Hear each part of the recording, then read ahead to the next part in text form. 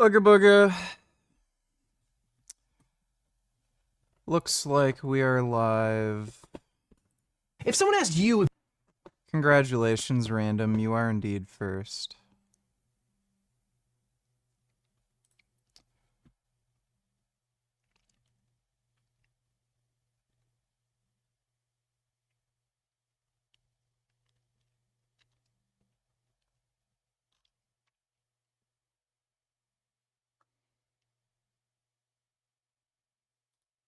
He threw a nice hard knee, and I just, because I'd seen it all his fights, he won with knees, so I expected hard knees, but... I mean, specifically, probably not. Yeah. Like, I'm specifically, yeah. But yeah, that's happened. Do people try to... It was nice to know, he gave me a clean shot to the body, and I could take it, so... And you... Jeez. Yeah, he got fucked up. Like, what he's saying is there was somebody was messing with somebody, I got up. And a lot of times, that's what I do with my... How's my mental health? Good. How bad can your mental health be when you got two nice large pizzas?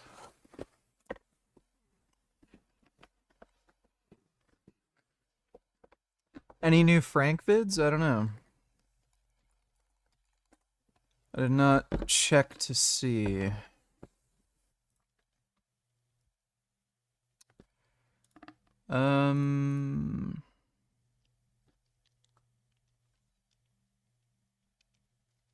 No. No new vids from Frank. I think he's basically tired himself out with his drug addiction and he's just on a bender for a few days. No, steroids haven't come yet. They're currently being shipped. They should be here in a few days.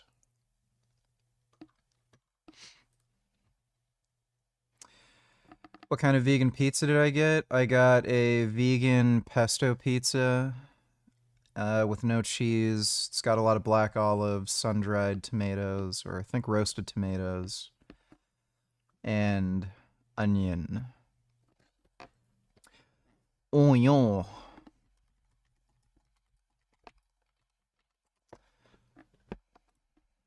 How do we dice an onion? Big onion. Look at that. Woo! To the good onion. Good onion is a heavy onion. This is a 6-pound onion. It's also an onion where the onion is put. This is the tip of the onion, The onion is not the knife around the onion. I got the pizza with an onion. It's not too much onion. It's just a little bit of onion. Remove the pepper Oh skin yeah, we of gotta the watch Space Ice. Yeah, I'm gonna take steroids. Gummy, oh my god, this... I fed you. I even fed you more than normal, because I thought it was unfair that I'm getting 2 pizzas, and then you're just getting normal. I even fed you an extra meal today. And he's still bothering me for pizza. No. You don't do that. Dude, there are 2 foods where Gummy bothers the fucking shit over me over. Pizza and lentil soup.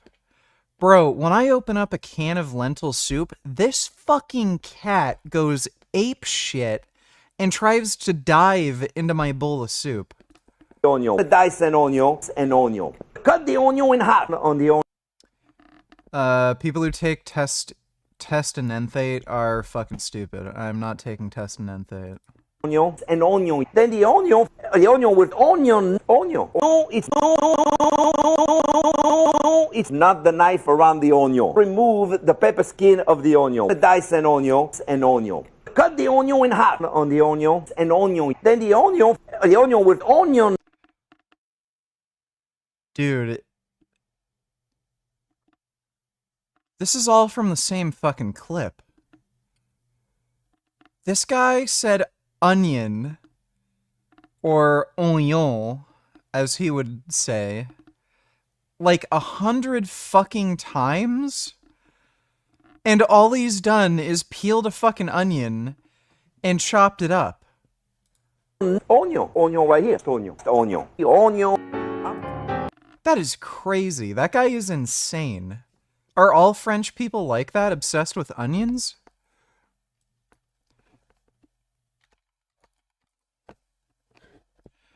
How many sets per muscle group do you do per week? Kind of depends. Can be anywhere from like 6 to around 15. Skirt donated $2. Canada is going to recognize Palestine in September. Oh my god.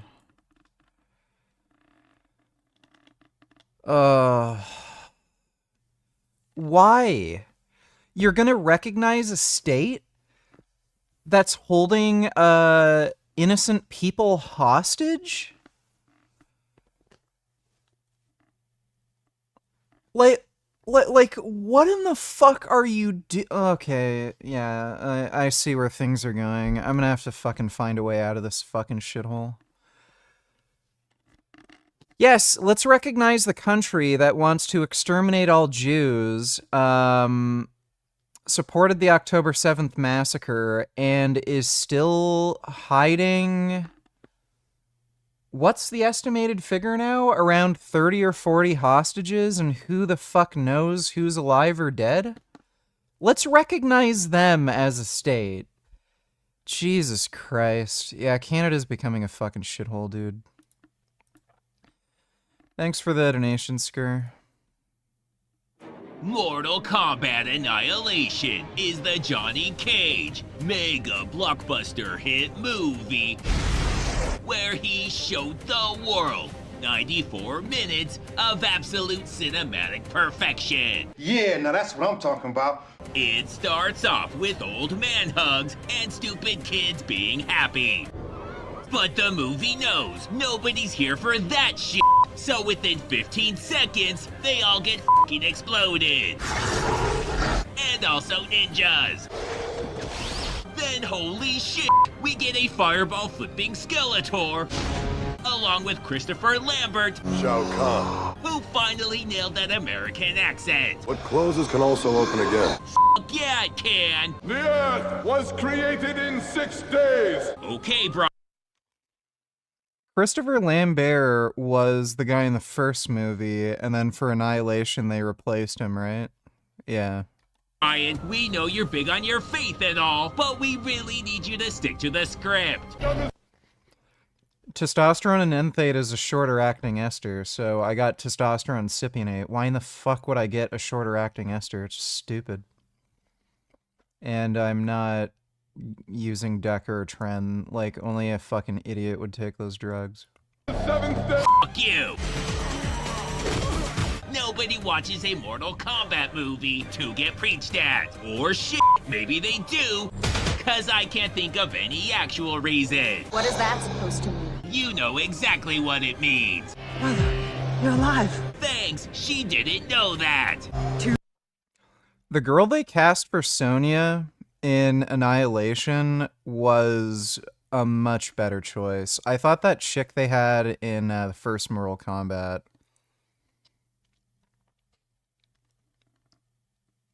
Like, mid isn't even the right term for it. She was like a chick you'd see at a library. I don't know why they cast her for Sonya. Too bad you will die. Maureen Ponderosa's right, and the cold reality that death comes for us all is a lot to take in. While the women are doing their thing, the men are doing theirs by throwing lens flare CGI kicks and octagram blasting motherfuckers through brick walls.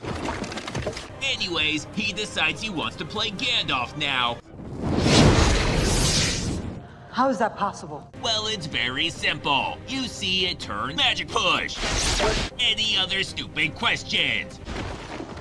So they all three ask about that f***ing fan, and he is not amused. Enough. What are your thoughts on this conehead ass dude Joey Swole? He's acting like a sensitive little crybaby ass faggot lip bitch. All the accounts he's gotten taken down and now he quits. Over some bullshit? Fucking idiot. Dude, it's like he's never been on the fucking internet in his life. I don't know where he got the idea to apologize to the internet. As soon as you apologize for anything, people just sense that you're a weak pussy, and then they'll just ride your ass even harder. So, like, if you ever get called out for being racist or something, just say the N-word, like with the hard R, and say you don't care. And then no one will ever bother you again. Like, and I mean, like, the guy makes money online, right? Like, he's not making millions of dollars selling fentanyl or anything, as far as we know. Quitting your YouTube and TikTok and whatever over people whining and crying? Like, it's all about engagement anyway, so okay, let people comment like crazy and hate watch you. You're getting paid either way. Like, the guy just seems like an incredibly immature fucking child who's, like, never even used the fucking internet.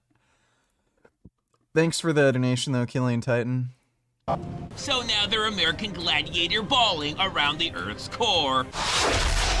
While the Night Slasher does what every man throughout history has done their entire lives. Earth is under attack, and it is glorious! Disappoint their father. Did you make Raiden beg for his life before destroying him? Motherfucker.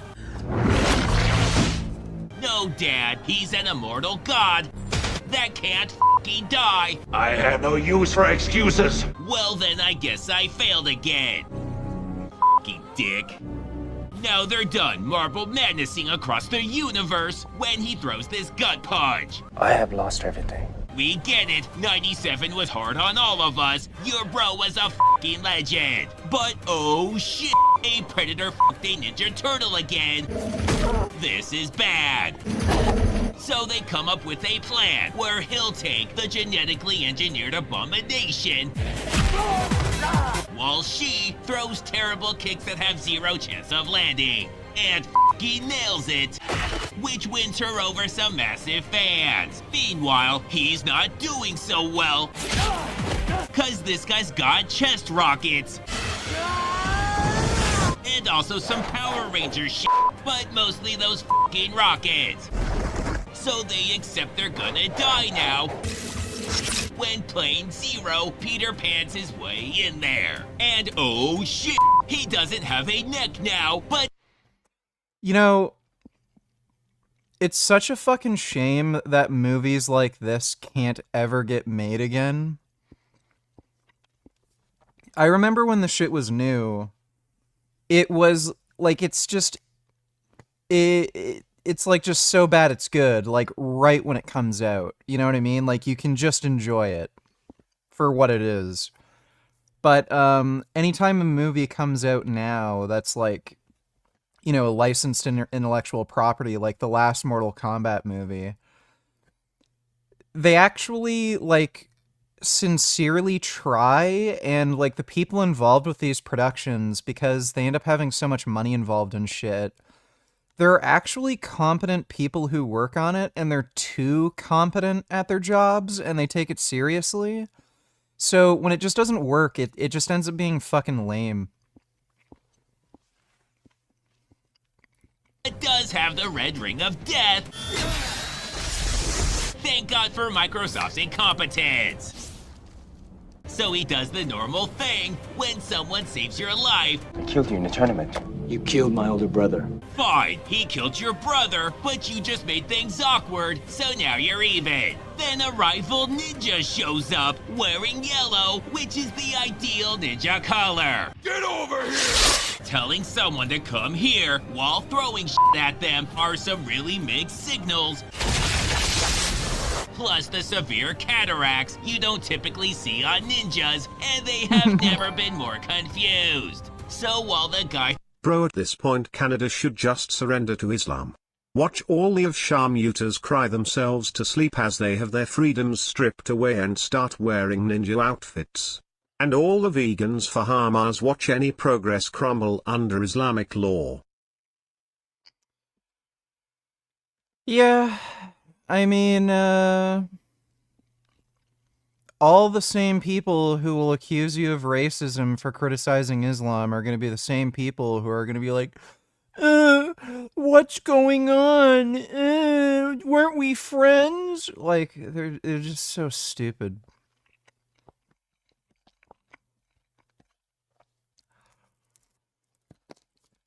Nobody has any fucking sense of pride anymore. Like, yeah, I understand the sentiment of being accepting of other people's cultures and not being racist, but, like, I mean, when you have a group of people who fuck their own cousins, they're fine with child rape, they worship a child raping warlord who is illiterate, who couldn't do basic math. Like, have some fucking pride in yourself and your country and your own culture, and tell these people to go fuck themselves. We're better than you. Is it that hard? Thanks for the donation, Mohammed Gaines. Did you goon today? No, I have not gooned yet today. Thanks for the donation, Pooh.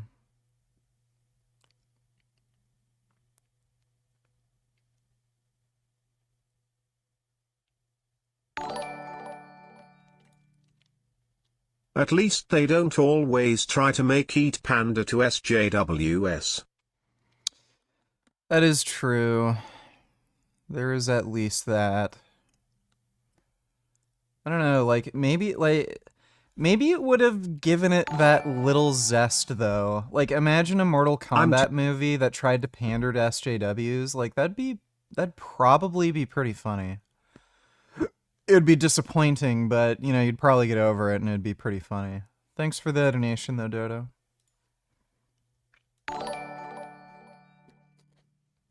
I'm too lazy to read papers. Does lifting weights give you more of a fighting chance against cancer? Obviously it's not a cure. But does it slow down its progression? I know this guy that has had brain cancer that lifts, and he also makes these claims. I have no idea if lifting slows down cancer progression. I know that it does have a preventative effect on some cancers, but I have no idea if you already have a cancerous tumor, if it slows it down or could shrink it. I wouldn't expect it to. Thanks for the donation, though, Killian Titan. Who saved them is fighting for his life. They do the very hopeful thing of standing around watching. As soon as things are safe, he's suddenly a lot braver. And just in the nick of time, cause the guy who can fly can't even do a sit-up. That was a close one, but now he's back and he wants the girl, which they're both okay with, but then says this hurtful shit. Suckers! What an asshole! Now back with them. Is it like this? Agreed, VG. It would be so hilarious to see a Mortal Kombat movie with fat people. That would be pretty funny. You could make Katana some fat black girl. You could make Johnny Cage trans. You could also make... Yeah, this would not work in a social justice warrior movie. You'd have to make Sonya some black, lesbian, overweight, midget trans person or something. Well, anyway, she has to be uglier. You know, at the very least. Just find somebody ugly at the very least, but, you know, ideally black, fat, trans, midget. Thanks for the donation, Dodo. Everywhere. Just Los Angeles, but this does look pretty shitty, so he's gonna bounce. I will meet you at the Temple of the Elder Gods. Zero chance she knows where that is. Dr. Ravi had a convo with Pisco last night about his debate with Destiny, and it was basically a cope session turned ruined orgasm stream. Go to 142 for some potent copium.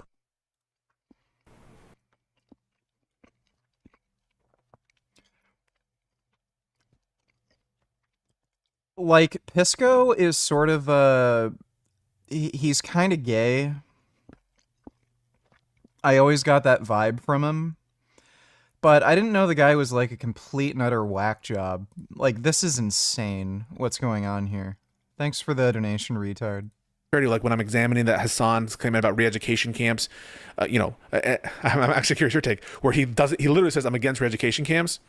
And really, in order to get to the point that he is in favor of it, you'd have to bring in all this other statements in context, right? And I was just examining, like, the lack of charity In other I words, was is it a given. sort of thing that, like, in principle, he is for re-education camps, but you would have to wand away a lot of pragmatic considerations? No. So basically, he was asked, Ethan asked him, like,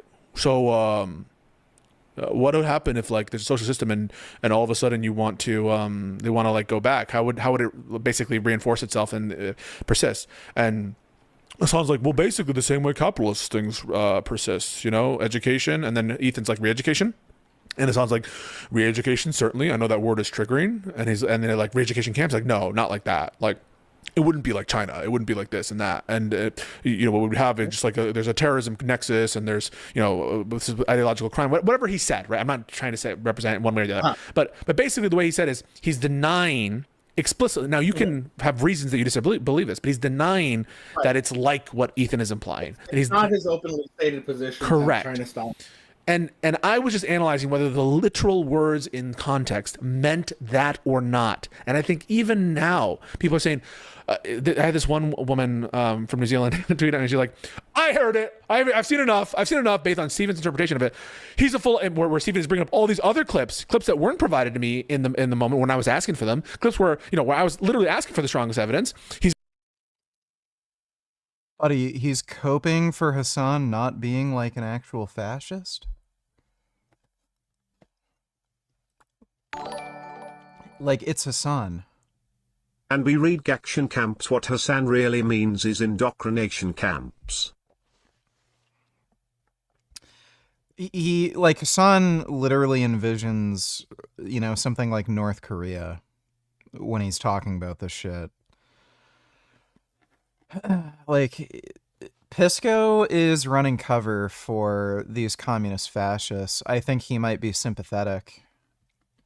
Thanks for the donation, Dodo. He's bringing it all up, like, you think Pisco's nowhere? Like, and I have this woman tweet at me, like, I've seen enough. He's a complete tanky apologist. And in that moment, when I'm just examining the basically that statement in context, where he's literally saying the words, I'm not in favor of re-education camps the way that you're talking about, and me saying, hey, he's lying. He is completely lying.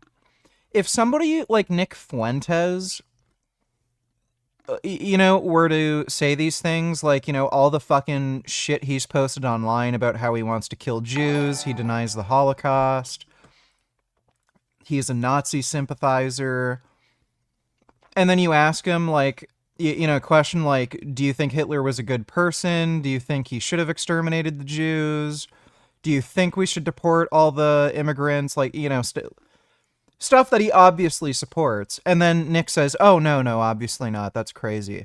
Like, would you take him at his word? Like, these people are just obviously manipulative fucking liars, and they'll say whatever they fucking need to progress their political beliefs. Like, even Vosh has openly admitted that he is willing to lie about his own beliefs or lie about any fucking fact or figure or anything if he believes it helps his political cause.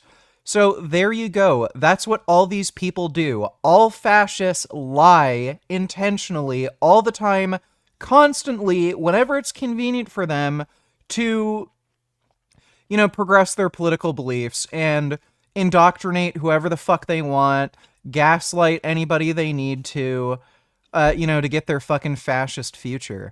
And then here's Pisco,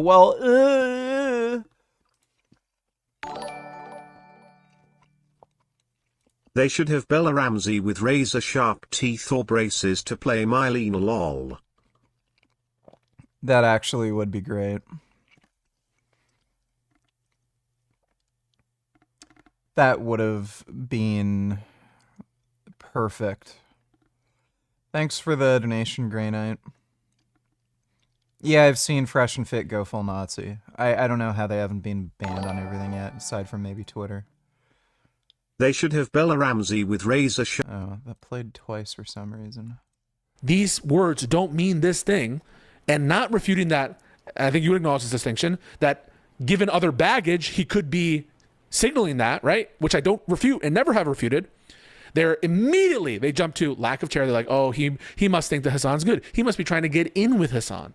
That's what they're saying. And so why would I engage when every time I try, there's like this instant reaction, this negativity, this lack of charity to what my position is, and constant like huge amount of toxicity. And it starts to get me to open the eye. Okay, Pisco's clearly a fucking deranged lunatic liar. Like, this is not a person you should take seriously. He is a deranged fucking lunatic. I would be like, wait, is this what it's like for other people? So here's another take I'm going to give you. So I gave you one take, I'm going to give you another take. Maybe there's some sort of personal thing going on in the background here that's motivating this, even if it's not the topic. And, so in addition to my prior suggestions of either getting a moderator bridge this or approaching this in a way you can understand, you can translate each other or to whatever degree there is any personal animosity between you two over any personal things, maybe make an attempt to resolve that. Or otherwise, then maybe barring that, then you won't get anywhere for personal reasons, if that's what's going on. Avi, I really appreciated your input today. I know it's late for you. I appreciate your commentary, even though you're a piece of... How could people like these with a collage education be this stupid and evil? Well, that's exactly what college is for.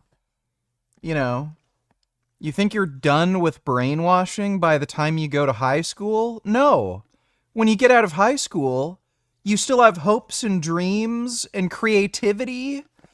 So no, you have to go to university because you've been told to, or else you'll never be able to make any money.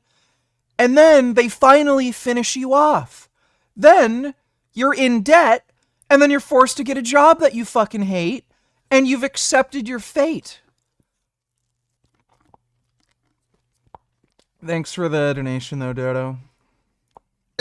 Yeah. This is the virtue signal. No, listen, I appreciate our conversations. I really do. And I just want to give you flowers. I've learned a lot talking to you and Isaac that I consider like very valuable. And I do appreciate that. And I felt the same way for DGG and Destiny for the longest time, that I really valued a lot of what I've learned from people in that community, from Steven himself.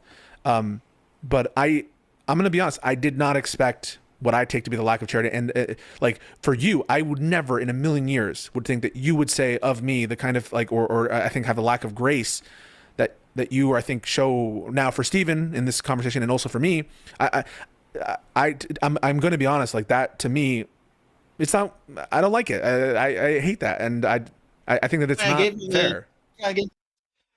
When somebody disagrees with me, when somebody said something mean, why are people treating me this way? When... Yeah, like, again, this is not a serious person you should, like, ever really listen to and take seriously. Okay, that's why I give a second, because if that's what's going on, then there might be some kind of personal thing going on. I don't know if that's with the Pixie stuff or with the this J person or whatever, Jay Stirk or I don't even know who he is. That person. Justickle. Yeah, I think he calls it what is it, Juice Stalker that he calls him. I don't know. But, oh God. Wait, is that what it's from? I think. He's Jay Stalker or whatever. Juice Stalker? I don't know. Calls him Juice Stalker, doesn't he? Isn't that like his I think I knew this. Wait. I debated Jay Justickle on a bunch of stuff in the past. But like the thing is, I don't travel in these snark circles. It's the same thing with like, sorry, Which I'm pretty sure is the point. Jax! Caleb Donatello's Shot and Chaser. Thing. I guess there's like a dude out there. Remember the guy who like Sex Pest and he was like debating, duking out in the marketplace of ideas? He's some lawyer guy named Pisco or something. And remember when I was talking about that? Well, apparently his community actually did something that's quite interesting. Instead of behaving like Destiny Orbiters normally do, which is just like fucking lie about my positions and then design an entire narrative off of this falsehood that they've created around a position that I do not hold, they actually went back to the original. Okay, they actually went back to the original fucking content and assessed it without Destiny filtering it. Okay? And I thought that that was really interesting. And I wanted to see if I can find it real quick. There's like, yeah, no, it's specifically about me and my advocacy for re-education camps, which is not even a thing that I have said. You know? It's not even a thing that I've advocated for, but I found it quite interesting because I don't really look at the other side. I don't really broach into the dark side of the internet frequently. Like, he says this when he's in support of Islamic terrorism. Didn't he also support something else that was, like, insanely fucked up? It was something along those lines, but, like, the guy literally is in support of Muslims just murdering innocent people. So the idea that, oh yeah, I'm fine with Islamic jihadist terrorists flying planes into fucking buildings. America deserved 9/11. Oh, Chinese re-education camps, that's a step too far for me. Right, okay, sure, dude. But it was interesting seeing people basically go back and be like, hey, I don't really like Hassan. I'm a liberal, but I've realized that a lot of these other like liberal content creators have just been straight up lying about Hassan's positions, which is like, yeah, that's exactly what's been going on in perpetuity, pretty much for every single thing. They don't have to lie about anything you say. They literally just pull up your clips and show that you're a fucking wacko. The ways in which people do that is one of the ways in which people do that is when they take something that I've said that is a joke and act as though I'm saying it sincerely. That's obviously a classic version of this. Well, there you go. Hassan and Pisco stroking each other off. Who'd have thought?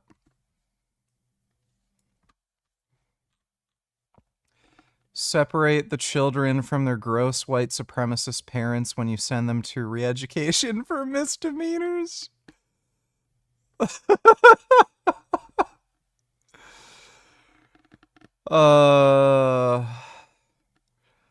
Yeah. Okay. Thanks for the donation, Caleb. Dodo donated $2. So people who homeschooled ironically have a brighter future ahead of them. Well, I think it kind of depends. A lot of people who do homeschooling are like crazy religious lunatics and literally just get their kids to read the Bible, so sort of depends. Thanks for the donation though, Dodo. Muhammad Gaines donated $2. Not sure if he reacted to this already. This is insane. New York man charged for making and attempting to use improvised explosive device in Manhattan.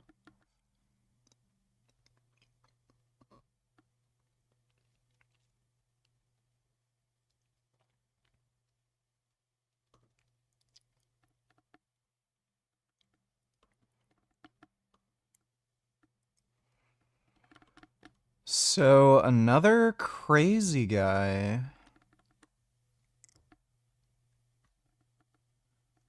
Michael Glan. Who's Michael Gann. Who the fuck is Michael Gann?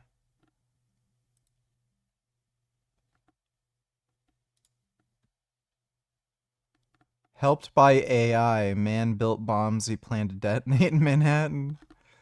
He literally asked ChatGPT how to make bombs?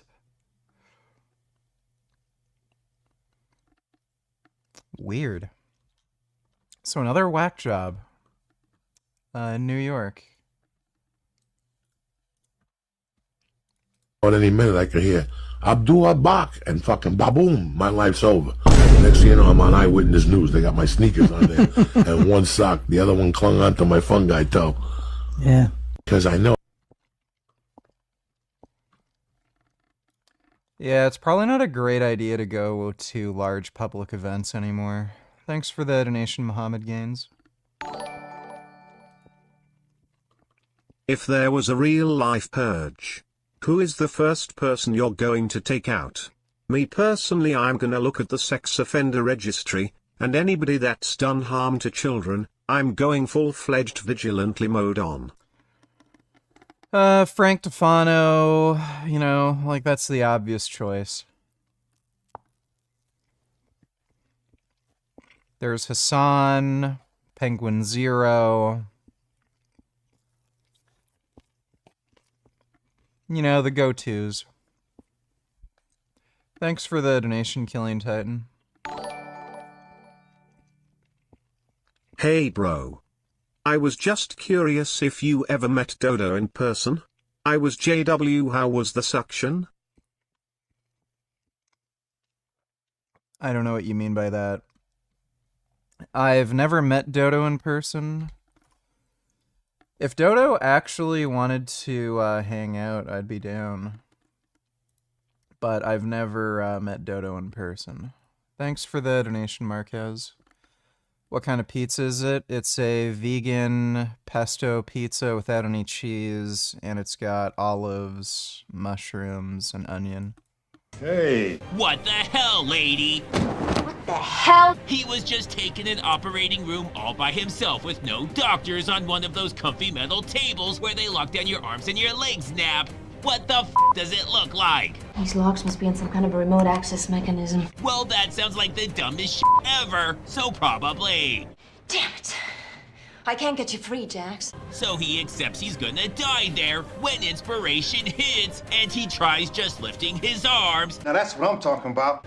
Yeah. Wish I had these babies back in high school. Having babies in high school's the best. Now that's what I'm talking about. But then, oh shit.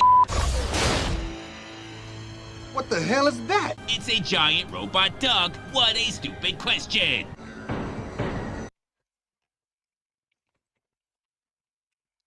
What % of people are retarded?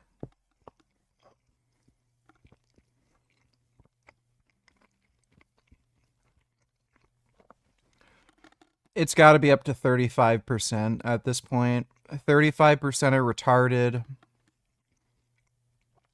Another, like, 40% are dumb. And then the rest are like mix of above average, very intelligent, and like super genius. So she grabs some magic bullshit dust and are admiring the dragon fairy, which we all know is where the soul is when he does a total dick move.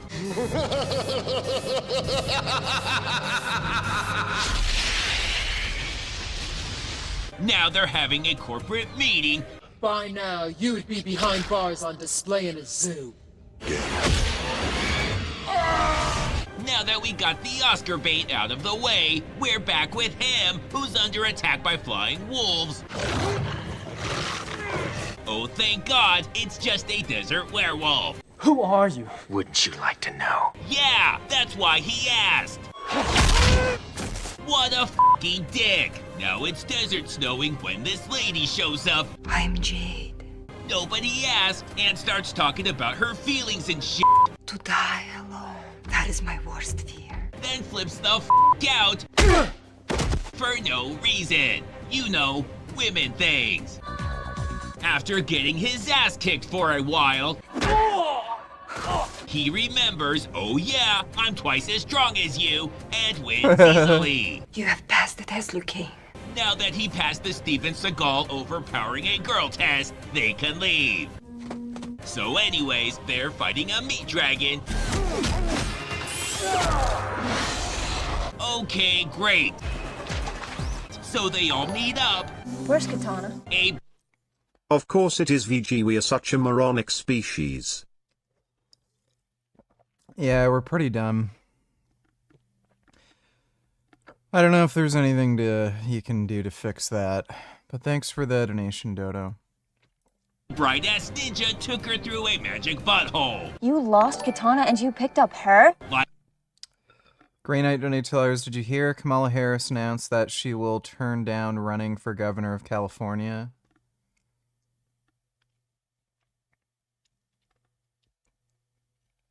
I thought she literally just announced she's going to run for California. Do you think it would better for her to try to run for president again in 2028?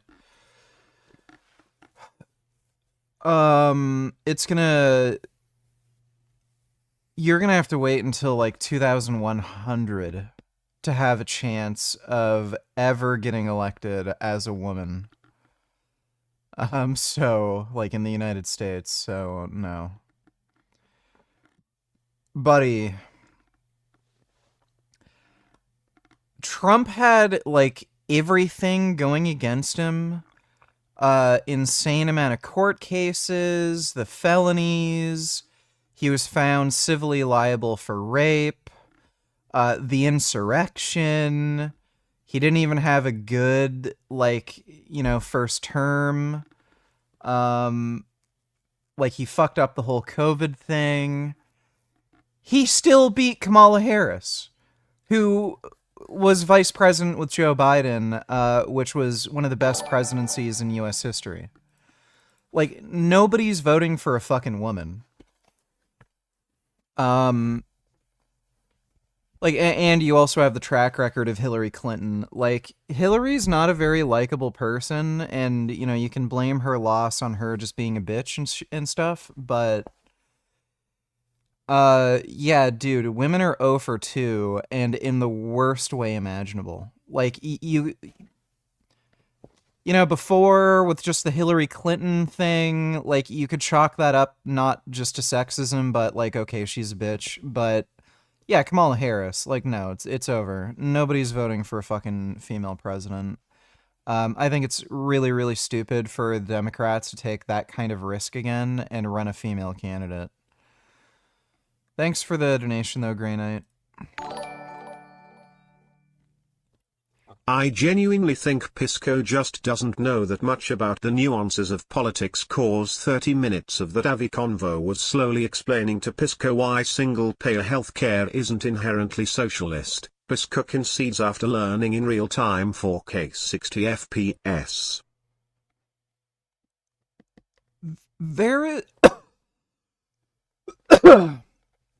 There's just no way. No way he genuinely believed that. Pisco is secretly a fucking crazy person. No chance. This guy is well educated. He's a lawyer. He's buddies with Destiny. He's clearly actually interested in politics. Talks about it all the fucking time. No fucking way he would actually believe that. No chance. So he's a secret crazy person. Thanks for the donation, retard. Nothing we can do to fix that. What about eugenics? Oh yeah, that'll help. Yeah, we could use that. Thanks for the donation, Dodo. Life goes on, so f***ing deal with it. And speaking of... It's a new look. When he gets back from his ear-piercing appointment, he'll let you ride in his sweet new convertible. Then later, while they're celebrating another successful Eiffel Tower launch, he finds What's-Her-Face just bird caging around. Then holy shit, Steve Buscemi shows up with his trademark arm blades and has a battle so epic he gets promoted to ninja mid-fight just before he dies. Then they run into her mom, who's Snow Whiting it. Your love can break the hold Khan has over your mother. And while she's skeptical, she gives it a shot, and holy shit, I have never loved you. That's definitely her mom. Then while they're reminiscing, Such a pathetic child as you, what reason was there to love? she tries to tell her basic maternal instinct, but is interrupted. So they ask, what the hell was that spin about? Well, it was you. You've been tricked. Yeah, thanks. We saw that too. So more spinning, I guess. And at this point, she's just rubbing it in. So anyways, he's fighting Vinny the Centaur. And we find out, holy shit, those aren't his real arms. Dude's a total fraud. Meanwhile, there are some girl fights that are probably going great, but we'll never f***ing know. Mostly cause we don't care, but also cause he's a dragon now. And he's a Hydra. And we get the most intense battle the N64 has ever seen, outside of GoldenEye, f***ing obviously. After the best special effects Why did they do this? Like, it would have been cheaper to have just choreographed a fight scene. I don't know why they did this. extravaganza, $50 can buy, little Farley busts out a sick flip kick up some stairs. Which by the rules of whatever the fuck this is, means Zod must return to the Phantom Zone. Now they're high-fiving. They're finally bonding, since they are the same age, and he's tripping balls. So everything turned out great, until son of a bitch, San Francisco's back, which makes the mist sending feel hopeful and uplifting. Yeah, Mortal Kombat Annihilation was pretty fucking baffling. Dodo donated $2. Would you say you are in the best shape of your life? Yes. How much do you weigh? 200 pounds. Do you weigh the least you have as an adult? Well, when I first started my channel, I was like, what, 24? And I think when I first started my channel, I was like 180, 185. But I didn't have as much muscle. How much weight have you lost since your heaviest? Like total weight? It would have been 76 pounds. I think I lost more body fat though. Do you think curing depression made you so consistent in fitness? I think it definitely helped. Thanks for the donation, Dodo. Fun fact: the girl the main character's lover is fighting is her mother, despite them both being the same age. Yeah, I know, they're the same age. It's kind of funny. I wonder if that would make the one actor self-conscious. Thanks for the donation, Dodo. You should make a video on your new steroid cycle. Also, is it a cycle, or do you plan on taking test and GH indefinitely? I'm obviously going to take testosterone indefinitely. I don't know if I'm going to bother taking growth hormone indefinitely, but testosterone for sure. And I'm not going to do a video on like exactly what I'm taking. Like, if somebody wants to ask me what I'm taking, you know, sure. I'm not going to bother dedicating a video to it. It's just no point. Thanks for the donation, Bruce. So I recently did 8 reps with 221 pounds on the bench, and planning on a 1RM for either 265, 270 or 275 pounds. Which one of those numbers do you think I should go for?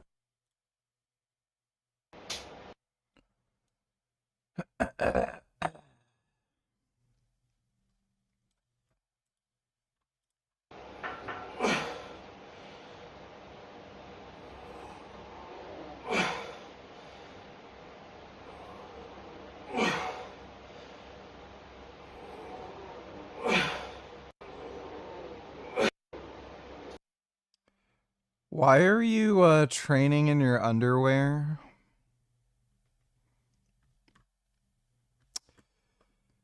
You can look at just an online,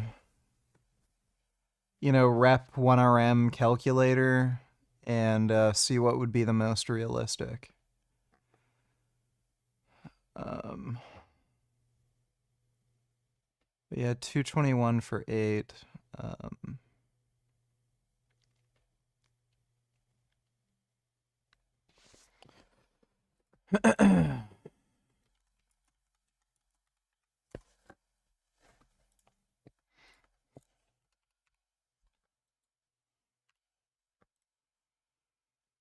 Um, 275 would be possible.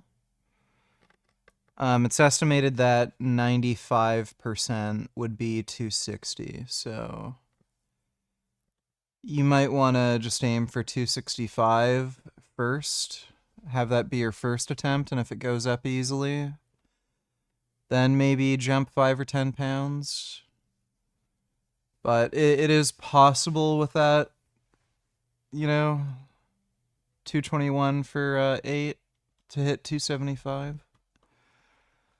Thanks for the donation, Bench PR. If you ever partied with Donald Trump in the presence of underage girls, you're gonna say no. But you are not Jeffrey Epstein, who was asked that exact same question and answered this. Though I'd like to answer that question, at least today, I'm going to have to assert my 5th, 6th, and 14th Amendment rights, sir. He'd like to answer that question. Well, I don't exactly know what that means, but I do know why people plead the 5th during depositions.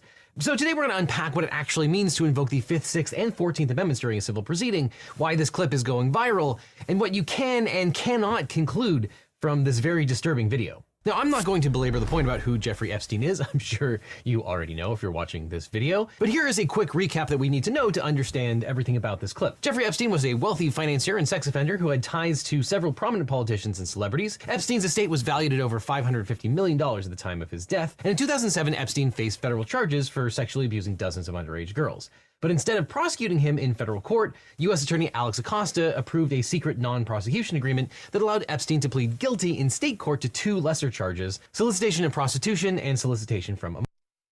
Doesn't this guy look like a rat-fuck scammer? Twitch news and drama. By the way, no need to read the full statement in last link, just caption.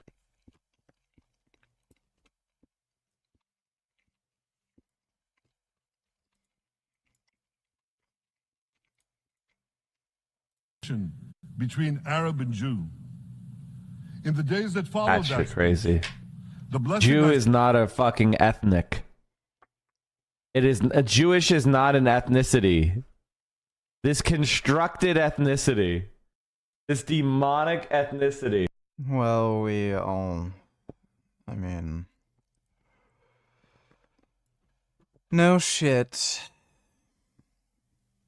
Dan Clancy's already protecting his favorite cash cows after the recent update to Twitch view-botting problems. Says big Twitch streamers mostly do not bot, and it's smaller streamers. Also admits he doesn't know how bad the view-botting problem is. Detecting bots. Obviously, we use So AI. a lot of people, Bro, Aiden Ross uses bots.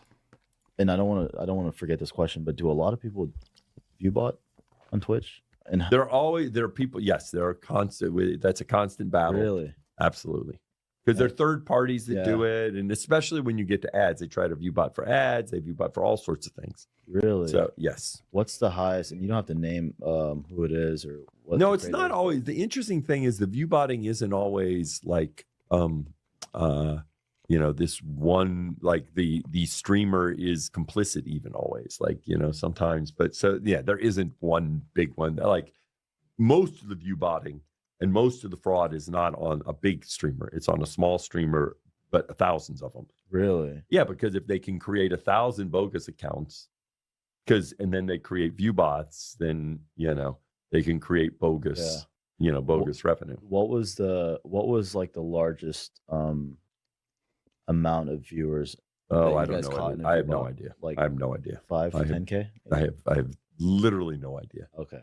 I have literally no idea. But Dan Clancy's anti-Semitic fucktard. Hate his ass too. Devin Nash drops long tweet talking about his past agency's findings on Twitch. Estimates that 400 to 430 out of the top 500 streamers are being botted. We did some digging. We're shocked at the number of top 500 broadcasters that are being view botted or view botting themselves. We estimate it is around 400 to 430. The top 500, not including embeds. Well, no shit. Yeah, like it's not surprising.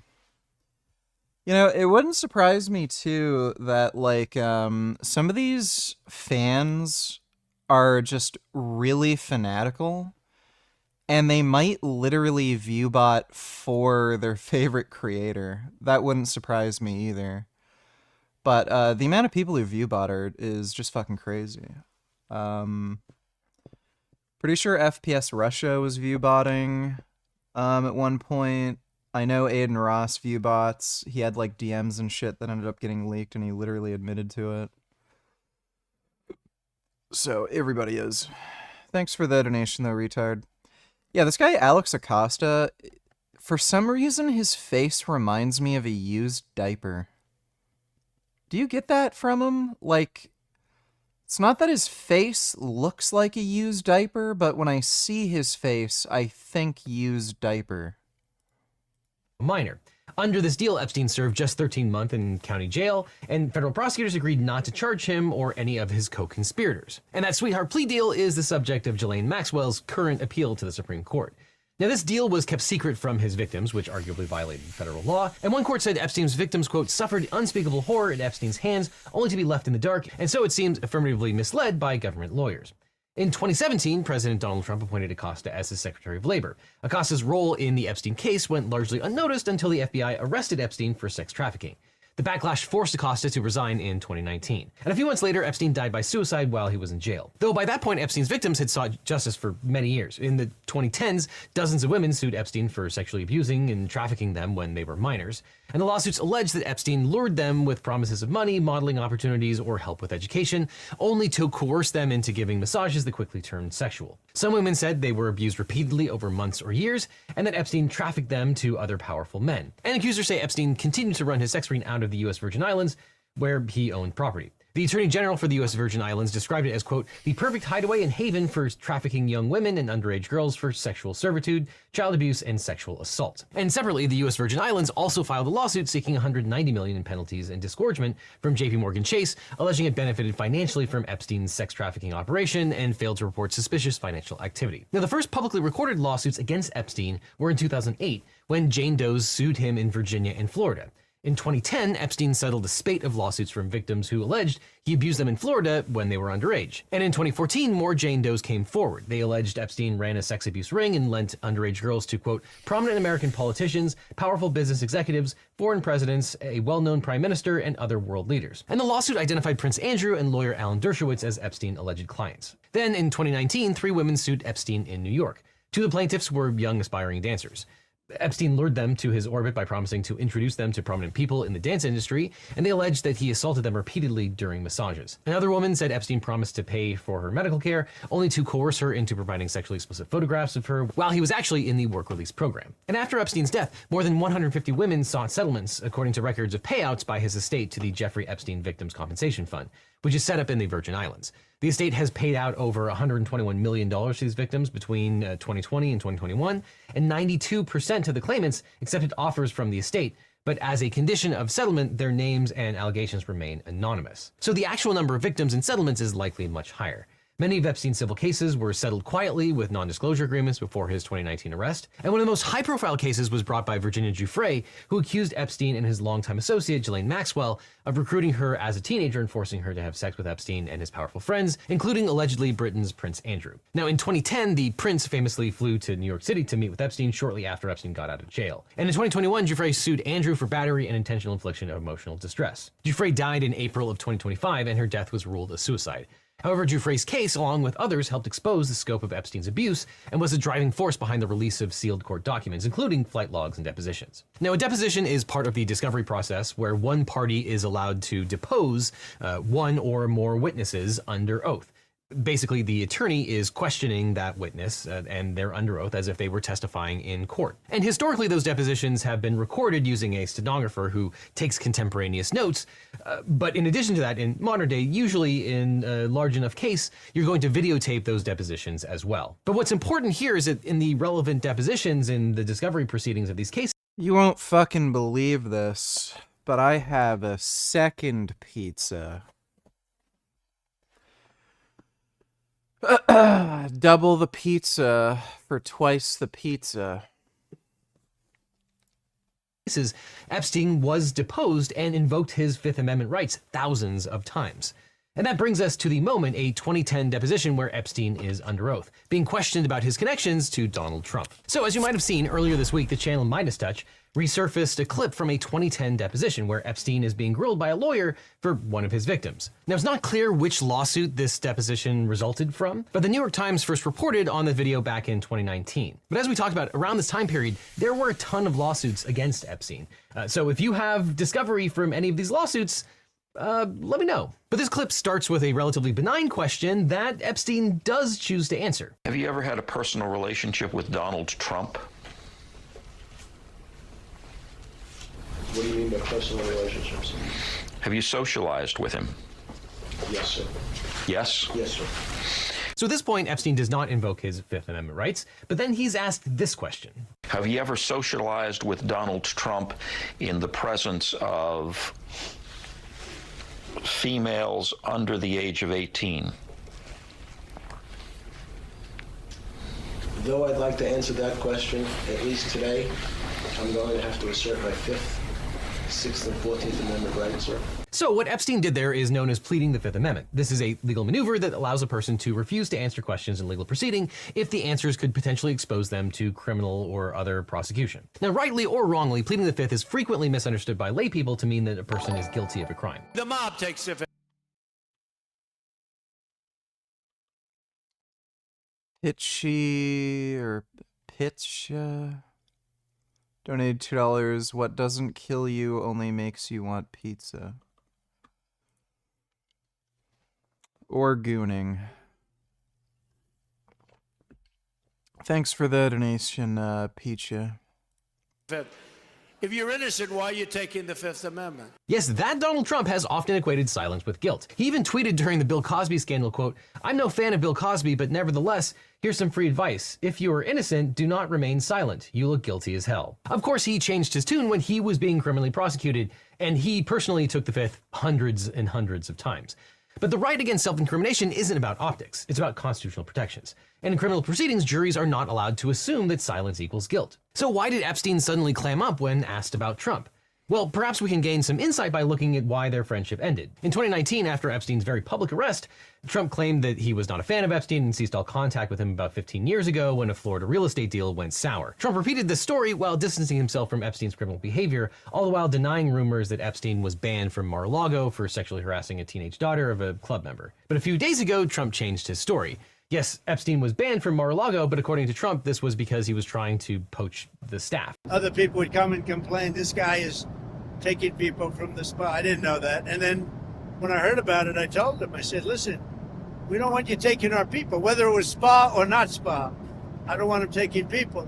And according to Trump, he definitely positively never ever visited Epstein's island. It was, quote, "One of my very good moments. I turned it down. I didn't want to go to his island." And one way to investigate whether these claims have any validity is to examine headlines across the political spectrum and examine the history of factual accuracy, as you often miss important details and facts if you only get your news from a few sources. And Trump's revised history with Epstein was covered by 211 outlets, with 23% of the coverage coming from the left, on the phrase, "I never had the privilege to visit the island." Center outlets provide factual, straightforward retelling without emotive or partisan language. And on the right, headlines typically frame the Nobel Peace Center called ground bias insight tool and blind spot feed. But even though the details about Trump and Epstein's relationship are muddy at best, it would be incorrect to assume that this is what motivated Epstein to plead the Fifth. To understand why, we need to break down the constitutional rights that he invoked and what they actually mean in the legal setting. But let's talk about the Fifth Amendment and why it's a cornerstone of our justice system. Now, the privilege against self-incrimination has its roots in 17th century England, where Puritans often refused to cooperate with religious interrogations. Many were pressured or tortured into confessing their faith, while others were presumed guilty simply for staying silent. Now, English law didn't formally recognize a right against self-incrimination until much later. But when the Puritans fled to America to escape religious persecution, they brought this principle with them. The Founding Fathers later enshrined it in the Fifth Amendment to the U.S. Constitution as part of the Bill of Rights. And over time, American courts have expanded this protection to cover situations where a person's words could be used against them in a criminal case. And the relevant text says, quote, "No person shall be compelled in any criminal case to be a witness against himself, nor be deprived of life, liberty, or property without due process of law." And you've definitely heard this right articulated in Miranda warnings on TV and in movies. You have the right to remain silent. If you give up the right to remain silent, anything you say can and will be held against you in a court of law. And that's because in a criminal case, the Fifth Amendment gives a defendant the right to remain silent and refuse to testify. No one can force a defendant to testify against their will. However, if a defendant chooses to testify, they typically waive their Fifth Amendment privilege for the remainder of that trial. That means they can't selectively answer some questions while refusing to answer others. And when someone pleads the Fifth,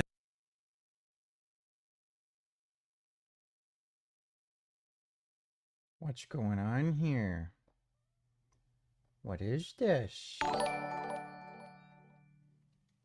So wait, know what Epstein was doing all along that creep?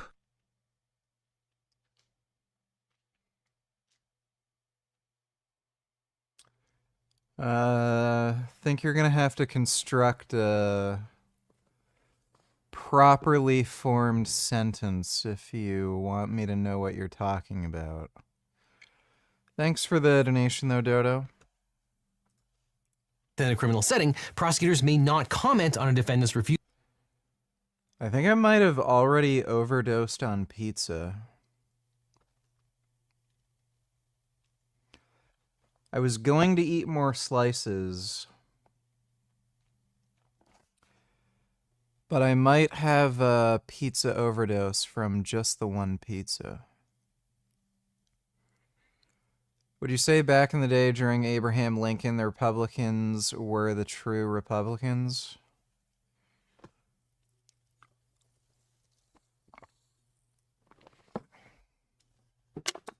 I mean, I don't know what you mean by that. Like, they were the Republican Party?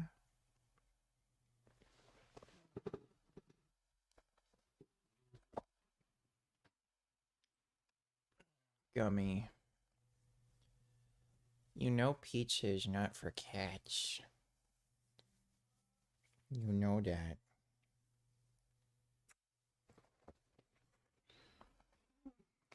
Refusal to testify as evidence of guilt because it would unfairly punish someone for simply exercising their constitutional right under the First Amendment. And one of the core purposes of the Oh, I mean Trump knew what Epstein was doing to those little girls all along, that monster. Oh, yeah. Yeah, I mean, Trump probably knew.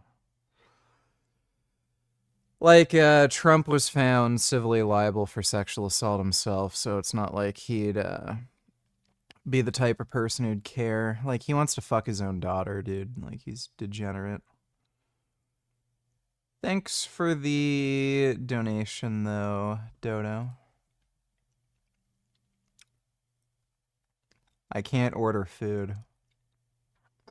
It's like nowhere to order from.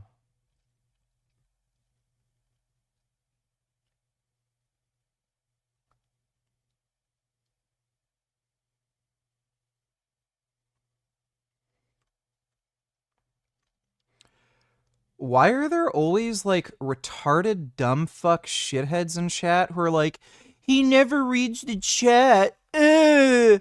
What am I supposed to read? What do you want? Nobody's asking me a fucking question. Do you want me to literally just read what people are fucking saying? Like having conversations between... Fuck you! You're an idiot! The Fifth Amendment is to protect innocent people who would be caught up in criminal proceedings through no fault of their own. That's why the privilege against self-incrimination extends not just to defendants, but to any witness in a criminal trial. And unlike defendants, witnesses can assert the Fifth Amendment selectively. They can choose to answer some questions and invoke the Fifth on others, depending on whether a particular question might incriminate them. And unlike criminal defendants, witnesses can be legally compelled to appear and testify. But the eagle-eyed among you might have noticed that this was not a criminal proceeding. This was a civil trial. Now, Fifth Amendment protections aren't limited to criminal trials, but they're also not. No, someone actually said that. Who's the fucking idiot? I read it. I'm not insane.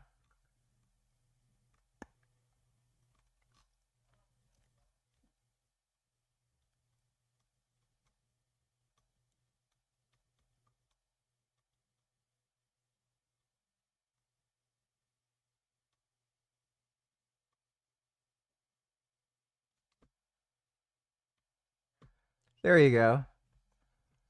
There's that Sconesy fucking dipshit. Right there.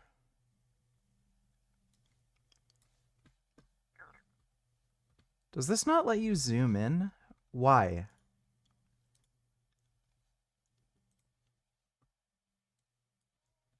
Why doesn't this let you zoom in? There's got to be a way to zoom in.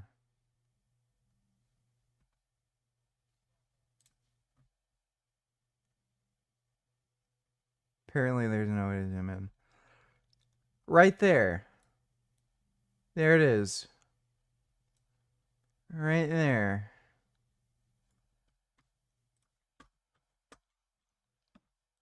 Not the same in civil trials. In civil lawsuits like the one against Epstein, a witness can invoke the Fifth if their testimony would expose them to criminal liability in a future criminal proceeding. But this right is not absolute. In civil actions, the judge or jury can draw an adverse inference to support liability when the defendant invokes the Fifth Amendment. So in a civil setting, if someone takes the Fifth and refuses to answer, you can assume that the answer would be pretty bad for them. However, the adverse inference can only amplify other evidence. The Supreme Court has ruled that a person cannot lose a case if the only evidence is that person's silence. But invoking your Fifth Amendment rights in a civil deposition is not necessarily a signal that you're guilty. It could be a way to avoid giving answers that could be twisted or used later in a criminal trial, or that you just don't want to answer. And lawyers often advise clients to invoke the Fifth because even truthful answers can be risky when a parallel criminal investigation. Just random vids, $22.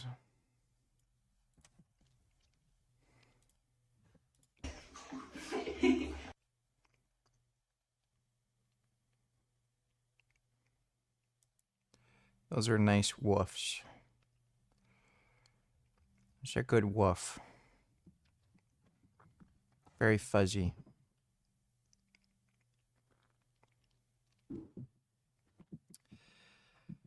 Those don't look like actual wolves, though. Those look like hybrids, if anything. I'm not even sure if they're hybrids, but yeah, if they're anything, they're hybrids. They're definitely not actual wolves. Typical jihadist cope. Let me see. Here, though, do you specifically condemn Hamas, a designated terrorist organization in the United States, not just for their actions on October 7th?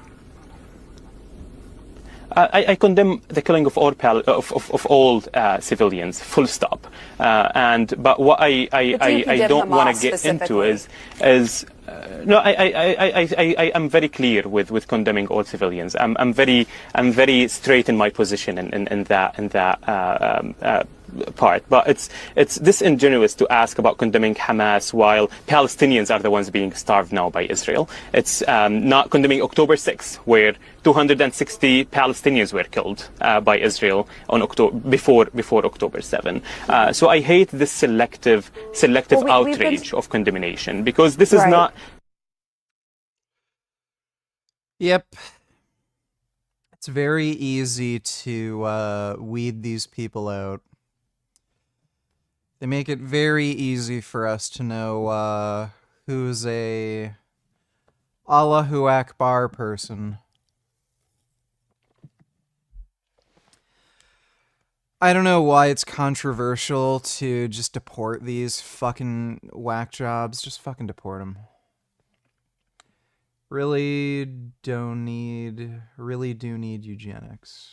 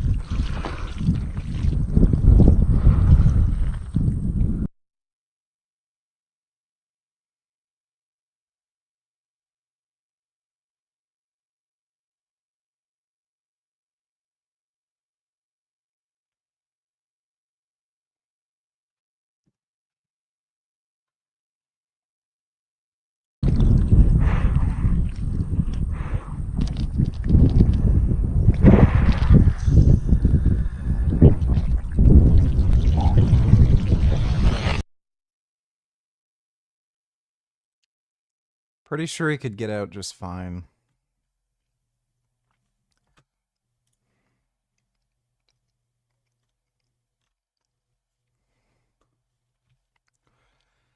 Thanks for the donation, just random vids. Is in play. The Bill Cosby prosecution illustrates the complicated strategic dynamics between civil and criminal cases. In that case, more than 24 women accused Cosby of assault. And in 2005, Cosby gave a deposition as... Yeah, I heard Carney plans to recognize Palestine as a state. I fucking warned everybody, vote conservative, but did they listen? No. So, yeah, Canada is going to give statehood to a non-country that has never had a national identity, that is run by a terrorist organization that still, to this day, is in possession of Israeli hostages. So yeah, that's great. Thank you, Canada. Thank you, Carney. Is there any chance we can throw these Islamic terrorists into Khorasan too? I mean, why would you just use quicksand? We got bombs. Maybe we could use mustard gas. Thanks for the donation, Dodo. Love you. Well, thank you, Nut Muffin. I love you too. Not in like a gay way or anything, but... you know, as a pizza. A civil sexual assault case brought by Andrea Constand. He answered the questions about drugging women and his sexual conduct only after a public assurance from the district attorney that he would not be criminally prosecuted. Cosby relied on that promise and waived his Fifth Amendment rights. So during his deposition, Cosby admitted drugging women with Quaaludes in order to have sex with them. Now that answer clearly incriminated him.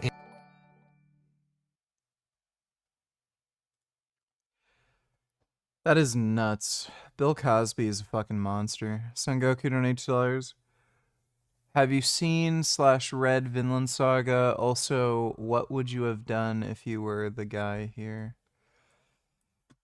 I've watched the Vinland Saga anime, and I don't know why so many people told me to watch the Vinland Saga anime. It is fucking boring, and it has some of the worst animation I've ever seen in my entire fucking life. It's just awful. But let me see. Thank you. I just took $100. That's it. 100. That's it.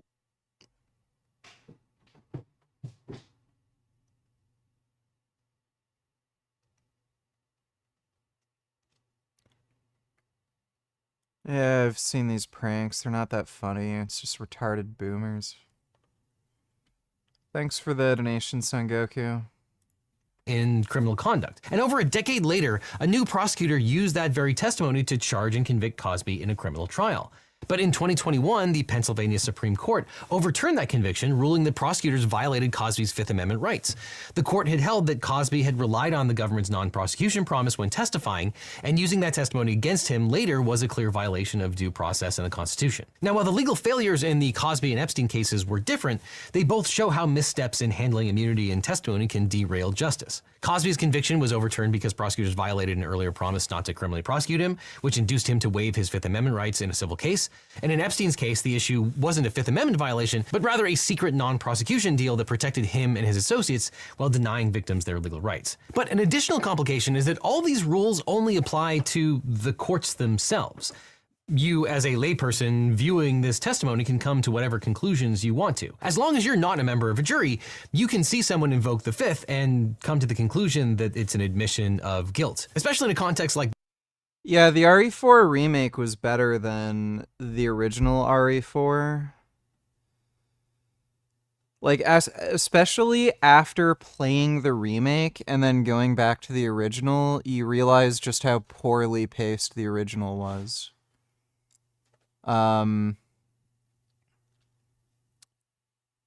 it went on and on and on, and like so much of it felt like filler. And on top of that, like, you know, by modern standards, the controls aren't great, the camera isn't very good. So yeah, the RE4 remake is just better. Plus, it's way, way easier to mod. This where Epstein answered the question, does he know Donald Trump, but refused to answer the question, did he engage in any kind of incriminating activity with Donald Trump? But that being said, whatever conclusion you come to, you should understand that sometimes invoking the Fifth has nothing to do with being guilty or not. And there are a ton of reasons why you might take the Fifth that have nothing to do with being guilty of any crime at all. But additionally, Epstein also cited the 6th and 14th Amendments as well. And here's why. The 6th Amendment guarantees rights specifically related to criminal trials. These include the right to a speedy and public trial, the right to legal counsel, and the right to confront witnesses. While these protections are essential once a criminal case moves into the courtroom, they don't generally apply to a civil deposition, which is what Epstein was involved in here. Still, some lawyers have their clients invoke the 6th Amendment during depositions out of caution, especially if they believe criminal charges could follow. Especially where there are doe plaintiffs where they might not actually know the identity of the plaintiffs. And originally the amendments only limited the federal government, but the 14th Amendment, which was ratified after the Civil War, includes a due process clause that requires the states to honor most of the rights in the Bill of Rights, including the 5th Amendment and parts of the 6th Amendment. So when a defendant is in state court or in a proceeding involving state action, they often invoke the 5th Amendment and the 14th Amendment at the same time. So in Epstein's case, invoking the 5th and 14th Amendments made sense legally. Citing the 6th Amendment probably wasn't strictly necessary. It may have been just a way to signal that he believed the questioning could lead to unfair treatment or criminal exposure. In practice, though, the 5th Amendment was the one that was doing the heavy lifting. But there's one more interesting detail about pleading the 5th. Now, contrary to how it's often portrayed in movies or TV, the law does not allow a person to simply say, I plead the 5th, one time and then remain silent for the rest of the proceeding. Instead, the privilege has to be asserted in response to each specific question that could potentially elicit incriminating information. This legal rule ensures that the court can evaluate whether the 5th Amendment truly applies to each individual inquiry. In fact, Epstein once pleaded the 5th over 1,200 times in a 2010 deposition. Epstein frustrated the plaintiff's lawyers by refusing to answer even the most basic questions like identifying a window in his mansion. When the lawyer asked him, quote, and in this photograph, do you see a room depicted in the back? Epstein replied, 5th. The lawyer asked him to clarify the quote, you're taking the 5th about what is shown in this photograph. Epstein then said, quote, I can't see anything, I'm sorry. The frustrated lawyer reiterated his question, quote, do you see a window depicted in this photograph? And Epstein said, I don't know what it is, I'm sorry. And as frustrating as this is for the lawyers, Epstein had a right to refuse to answer all the questions, though at the risk of imperiling the judgment in the civil case. But the high number is due to the legal rules requiring the witness to assert the 5th in response to each individual question, rather than issuing a blanket refusal. And by the way, we don't know if this deposition excerpt is the same 2010 deposition in which he was questioned about Trump. But I would not be surprised if the whole deposition eventually surfaces. And President Trump is no stranger to this tactic as well. In August of 2022, he appeared for a court-ordered deposition as part of New York Attorney General Letitia James's civil investigation into the Trump Organization. Trump invoked his 5th Amendment right against self-incrimination. Yeah, Nightwish is pretty cool. More than 440 times, answering only one question, his name. Though he did get that question right. And we know how that case turned out. After a month, Sengoku $2. He seems nice, doesn't he? And the best anime from the 90s is Yu Yu Hakusho, followed by Berserk. My name is Pink and I'm really glad to meet.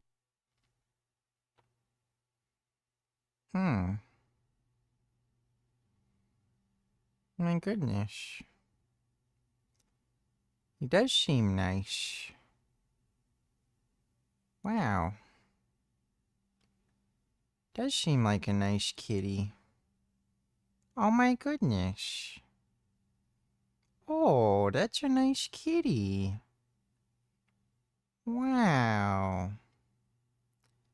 He is nice. Oh my goodness.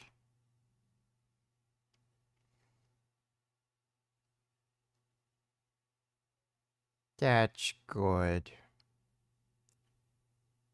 That's very good. Thanks for the donation, Sengoku.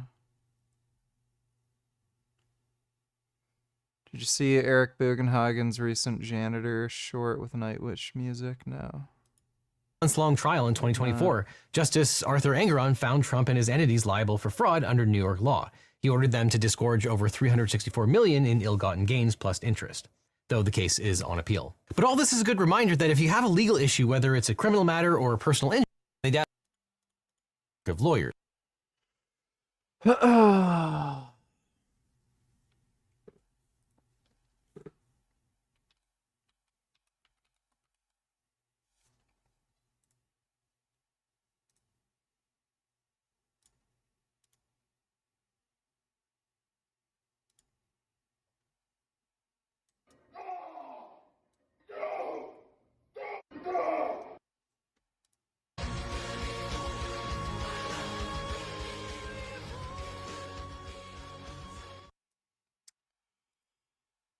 I'm pretty sure he's on the sauce. Right, no way he's natty no more. Yeah, he's saucing, bro.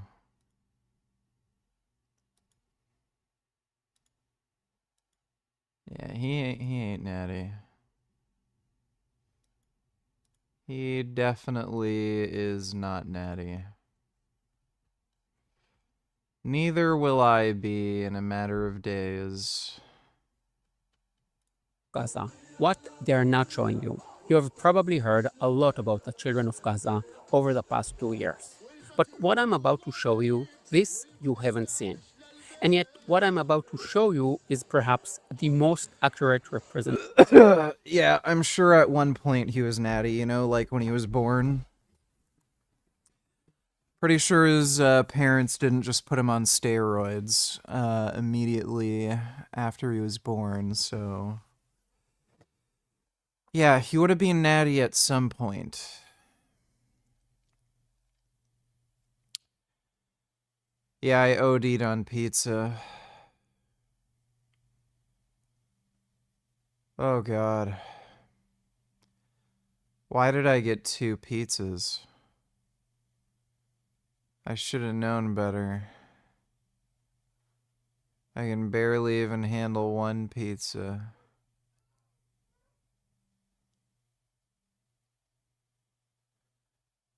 Oh my god.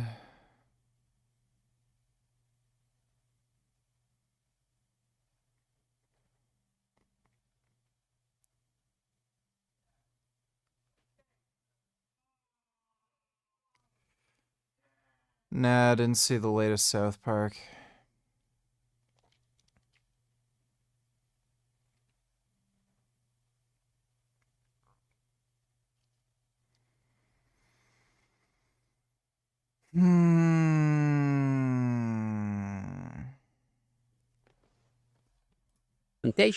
Of Gaza's children.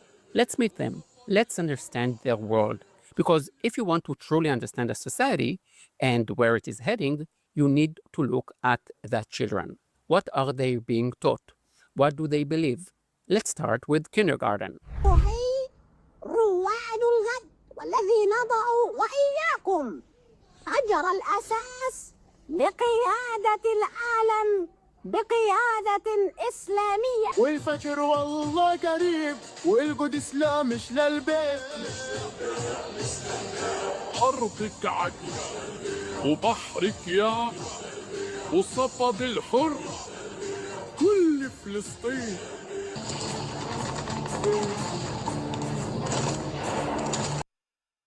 Yeah, they want their kids to die.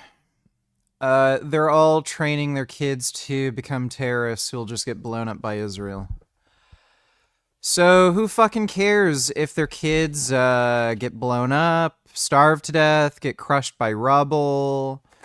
It's what their parents, were betting on. They wanted that. So what's the issue? If that's what their parents want, then, they're getting what they want. Like, these people also believe that you automatically go to heaven if you're martyred in the name of Islam and shit, so... According to them, we're doing them a favor. So, Israel should be targeting more children to blow up so that they can all go to paradise and, get 79 virgins or something, I guess, if they're male. It's just so stupid. It's so ridiculous. Sam Harris had a really good podcast episode about this whole thing. Like, the same people who are deliberately trying to get their kids killed, who are talking about how Jews are evil and death to America, are the same people who are going, wah, help us, save us. Like, it's just crazy.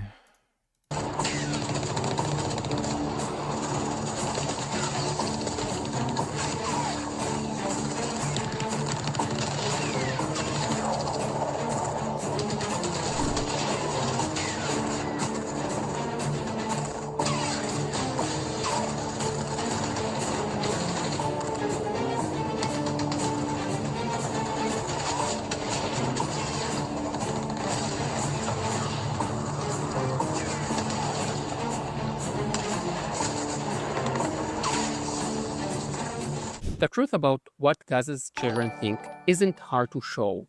What's hard... How in all fucking hell can SJWS defend this? The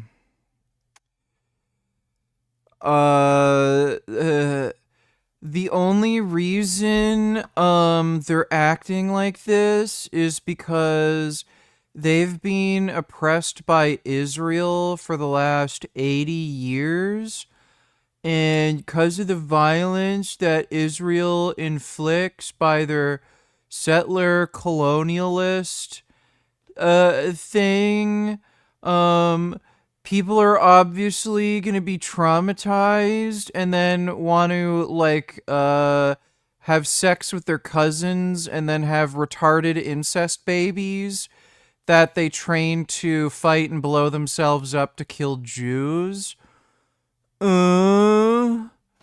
Thanks for the donation, Dodo. Harder is to accept it. It is difficult because it clashes with everything we hold dear. What do we teach our kids? Life, peace, respect of others. But in Gaza, children are raised on values of hate, of violence, of Islamic supremacy.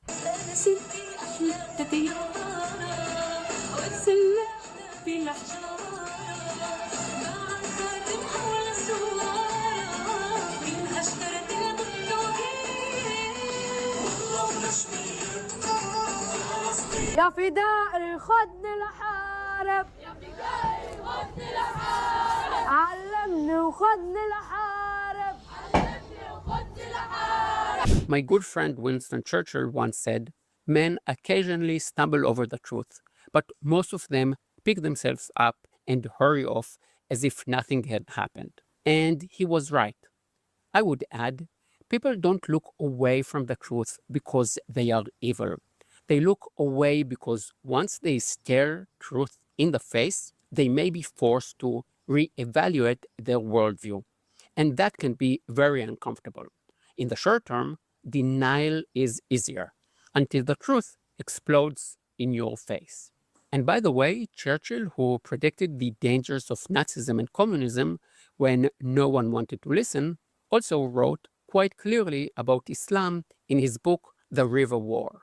One way to avoid dealing with this reality is to say, oh, what you are showing is just a fringe minority. Well, They're no. not a fringe What I'm minority. showing represents the majority. Don't agree? Great. Show me 10 clips, no, 5 clips of children in Gaza talking about peace with Israel and respecting other religions. Find me 5 clips like that and I will delete my channel. When you hear weak Western European leaders talk about peace, they are basing their hopes on wishful thinking, not reality. In fact, most people who preach peace between Israel and the Palestinians are being condescending. I don't fucking care how oppressed they are by Israel, it's still no fucking excuse for Nazism. Me neither. So, yeah, who cares? Thanks for the donation, Dodo. Why are you even believing this propaganda? Do you even hear yourself? We need to kill more children? You're just promoting Zionist and Islamophobic lies on Palestinian children. This was all been debunked. It's proven that the IOF faked these training camps. You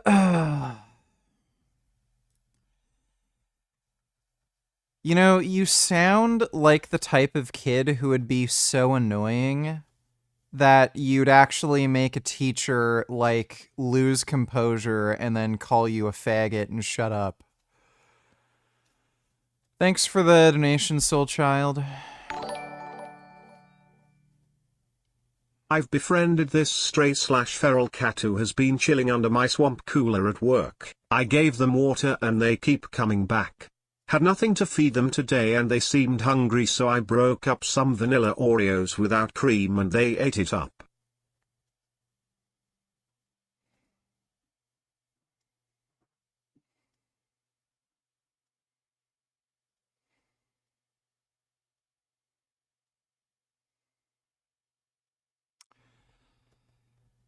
You, shouldn't feed cats,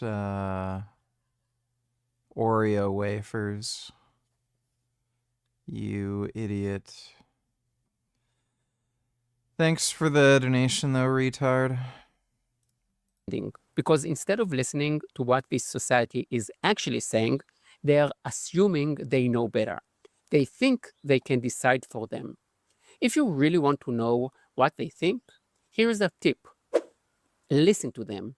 Don't listen to people who say what they think Gazans believe. Just listen to the Gazans directly.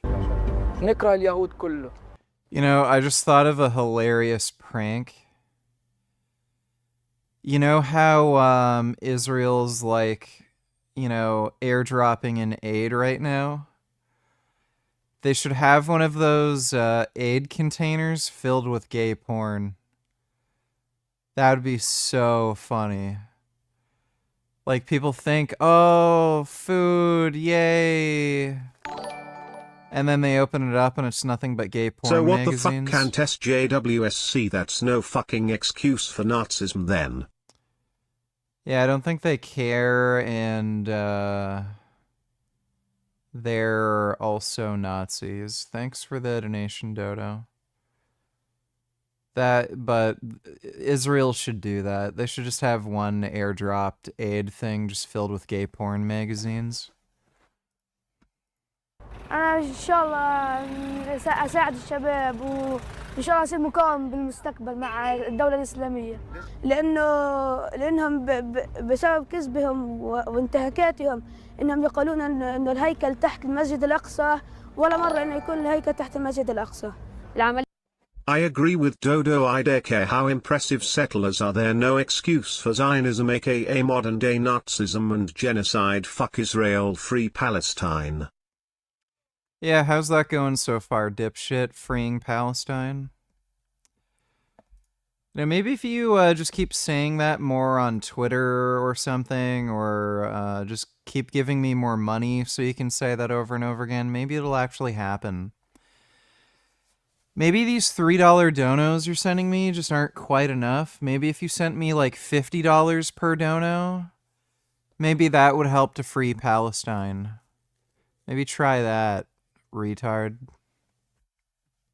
العمليات هاي تحت الداعش والسكاكين هاي إشي بيرفع الراس لفلسطين. احنا ضد السلام. احنا ضد السلام مع اسرائيل. لأن اسرائيل خونة وكلاب. إنه إحنا نحاول نقلل من عددهم ونحاول نخرجهم من بلادنا ونرجع بلادنا إلنا. أنا مع عملية. Dude, look at this fucking fat kid. Like, what are, like, you're fat, you eat like shit, don't exercise. Yes, we're going to reduce the Jewish population. How are you gonna do that? Are you gonna convince them of inbreeding, just like you people do? If they fuck enough of their cousins, eventually their offspring won't be able to fucking breed? Like, these people are just such pathetic fucking losers. Like, dude, just the fact that Israel has an air force, period, means you're done. You can't do anything. But they have, like, the most advanced fucking fighter jets in the world, like the fucking F-35s. What is a fucking retarded fat kid whose parents are probably cousins gonna do? Like, it just shows you how stupid these people are. It's not just that they're crazy, they're just dumb. Like, you can be crazy, but, like, acknowledge the fact that, like, this is a dumb idea. They're dumb. Like, they actually think they're making sense. Dodo donate $2. Let me see. Grok, what is the average IQ of Somalians? Just give me the number.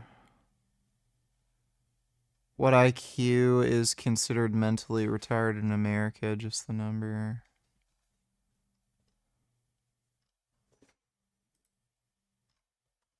Is there another? It says 22 posts.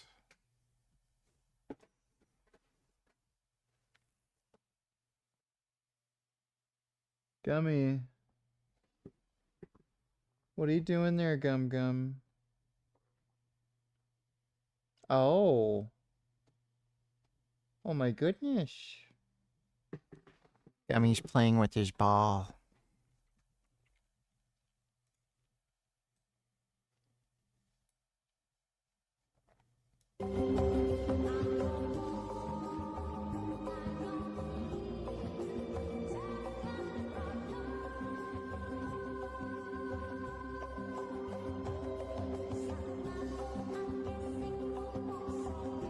Nah, langsung tak ciduk iki lur.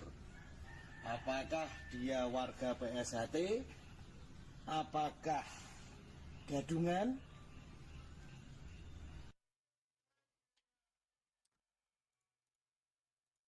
What in the fuck is this?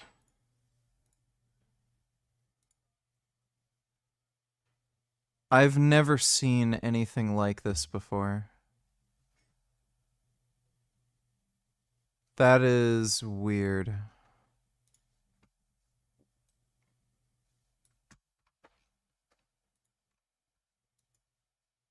Section 8 really pisses me off. I know there's a lot of people out there preaching that Section 8, you can have 100 houses and the government pays for it and it's guaranteed rent. And you do. You get good rent and the people stay forever. And for most part, they take care of the property because they don't want to get kicked off the system. However, this is when your money and your morals have to collide. I am morally opposed to letting somebody live in one of my houses for $100 a month rent when the rent's $1,500. Or I have a place here where they rent for $50 and the state pays the other $950. It aggravates me. I go to a lot of these houses and the people have nicer cars than I do. They smoke cigarettes, they have tattoos, they have HBO. Pisses me off when somebody pays $50 a month in rent and they have HBO and I don't. So I am morally opposed to Section 8.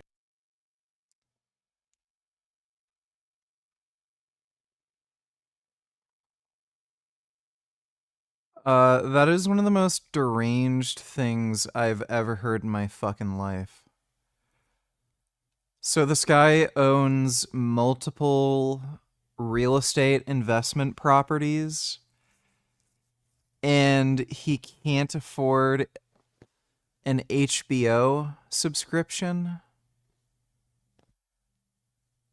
Like, just admit that you run off of dad logic and you just don't think it's fair. Like, you don't have to lie and say, I can't afford HBO. I've been using the same toothbrush for 2 years. And these people, I've noticed that, like, they get a new toothbrush every 2 or 3 months. Like,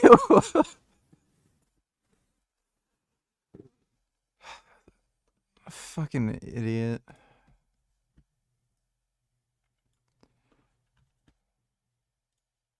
Last week, one of the most revolutionary dating apps for women, T, shot to the top of the app. Alright, we'll watch that next. Australia has decided to include YouTube in its new law banning children under the age of 16 from using social media. Law will come into effect December. Mandate age restrictions. YouTube will also start using AI to monitor people's YouTube accounts to estimate the age of people.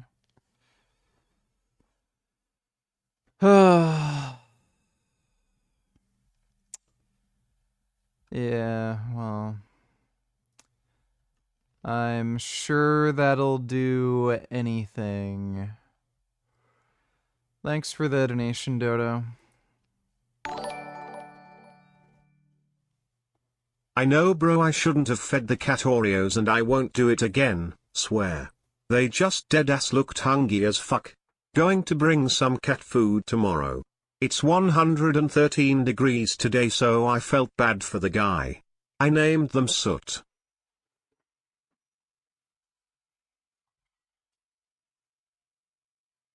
Oh.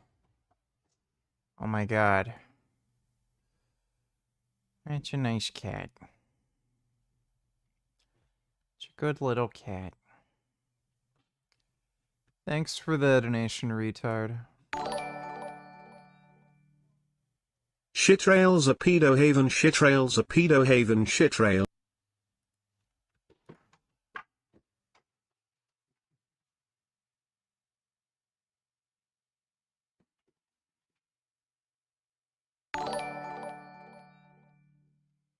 And people like Dark Snovia have the nerve to say white people are degenerates. Well, white people like him are degenerates, that's for sure. Thanks for the donation, Dodo. App Store download charts, and then immediately imploded after one of the most embarrassing data breaches of all time. T is an app that can only be used by women to dox and gossip about men that they've gone out with on dating sites, to warn other women about bad behavior before they go on a date. That means if you're one of the top 5% of desirable males who get 80% of the women on apps like Tinder, they're probably talking about you on T. Unfortunately, on July 25th, T confirmed unauthorized access to a legacy Firebase storage bucket that was left completely and egregiously insecure. Around 72,000 images were compromised, 13,000 selfies and ID photos. Then just days later, another database was hacked that allegedly contains over 1.1 million shared posts, comments, and direct messages. You want to bet a woman designed this fucking website? You want to bet? Not trying to start Palestine-Israel debate, but genuinely curious, what are your thoughts on Benjamin Netanyahu as an overall person and prime minister? Do you think he lies about his liberal persona? Also, he loves Trump.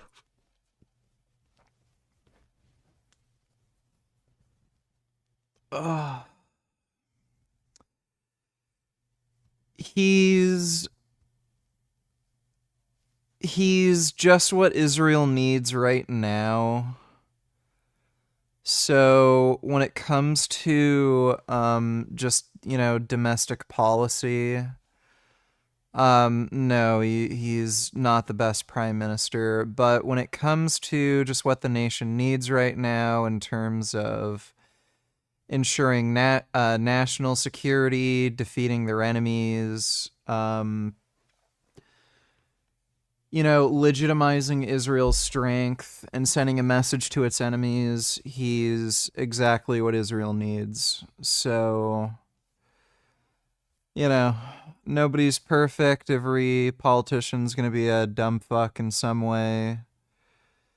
He's done some, weird, dumb fuck annoying shit here and there, but as far as how he's handling the war in Gaza, Iran, Syria, he's doing a really good job. Thanks for the donation, No Way Okay.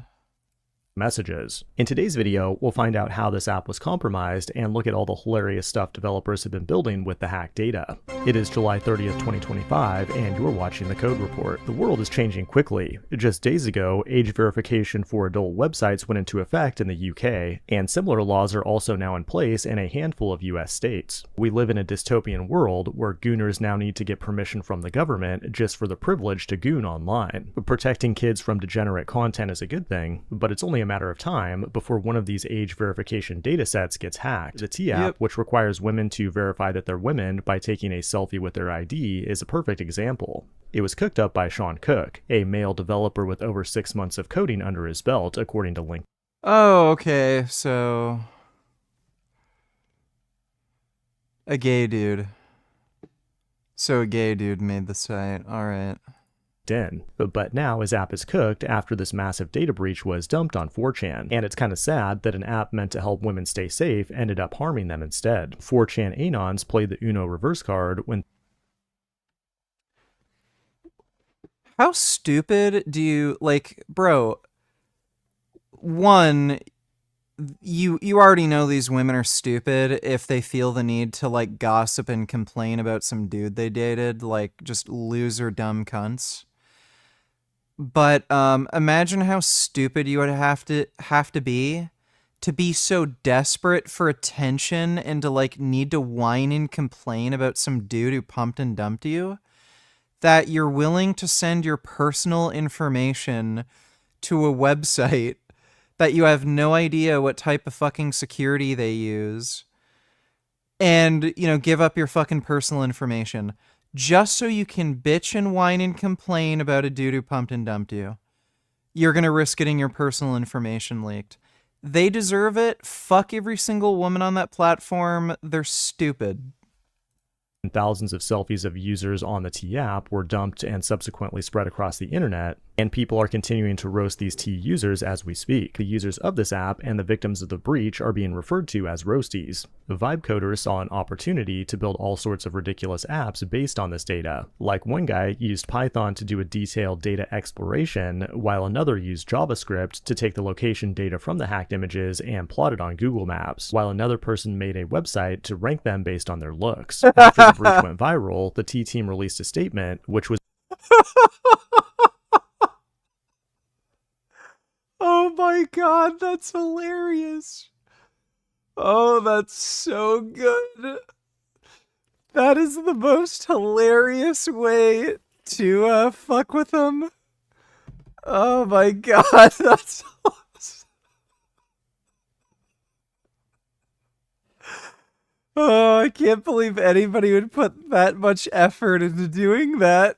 was basically a non-apology with a bunch of corpo speak that explained how a legacy data storage system was penetrated non-consensually. 4chan should use that data to make a competing app for men. Also, Mike from PA just got banned for that clip saying Jews are demonic. How long do you think he will be banned? Probably like 3 days.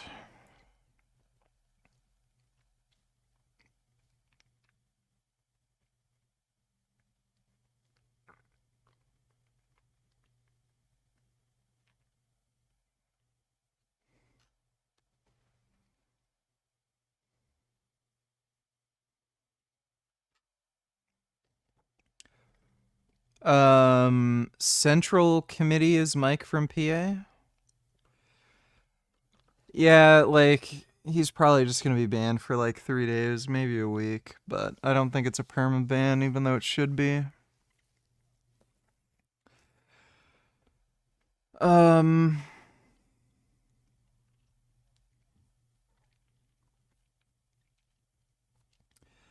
Thanks for the donation though, retard.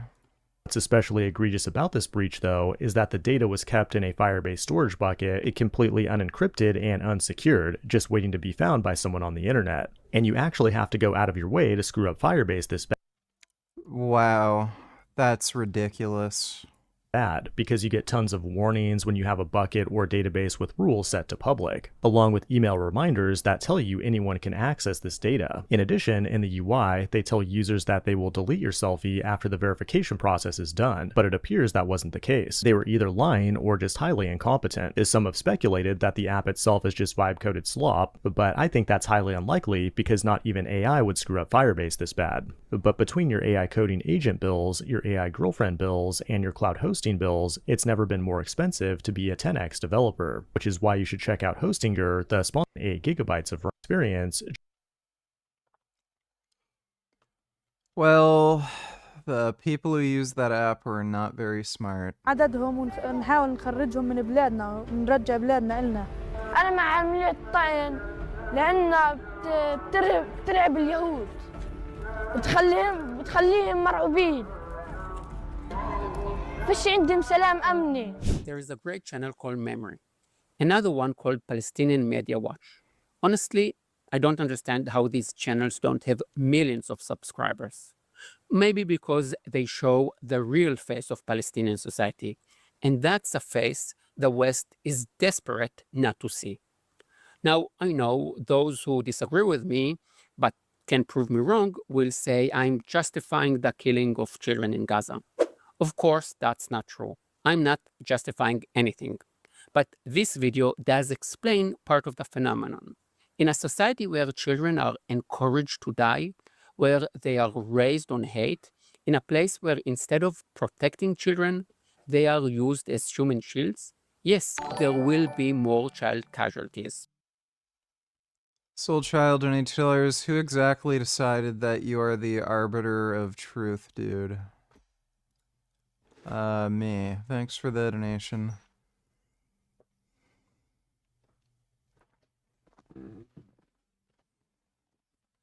Gum. Hey. That's your good gum. And honestly, if a 16 or 17-year-old is shooting at IDF soldiers, I don't know if we should still call him a child. I would say he's a terrorist. Former Hamas leader Yahya Sinwar said himself, civilian casualties are necessary. The only card Hamas has is being the victim, using children. And the media plays.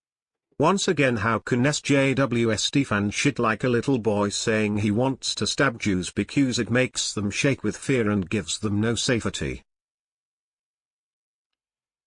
Yeah, they'll come up with whatever excuses they need to gaslight you and bullshit so that they can promote their anti-Semitic propaganda. Thanks for the donation, Dodo. Right along. Think about it. Have you ever seen what I'm showing you on your TV? You are hearing the words Gazan children a million times, but you have never seen these clips. That's not an accident. You are being shown the Hamas narrative, not reality. Please help me share this video. Send it or post the link in a pro-Palestinian groups. Let the truth speak for itself. The next video will be about the West Bank. You may have noticed I mention Wisconsin in almost every video, but not the West Bank. Am I hiding something? To find out, simply click the bell below to receive notification when it is available. And thank you to all my supporters. Because of you, I'm pushing forward stronger than ever. See you in the next video. Yalla bye. Conor McGregor has a... Yeah. So this officially hit rock bottom. In the last few weeks, Conor McGregor has been in the headlines for so many things. One, he'd been on the marching powder, the white stuff, the cocaine. Also been Yurok donated $2. What are your thoughts on there being more than one gender? Well, there isn't really more than one gender. Gender's bimodal. So it's not binary, it's bimodal. So there's two extremes, and then you can be somewhere in between. I want to know how you would respond to a person when they mix up terminology like sex and gender and argue you on it.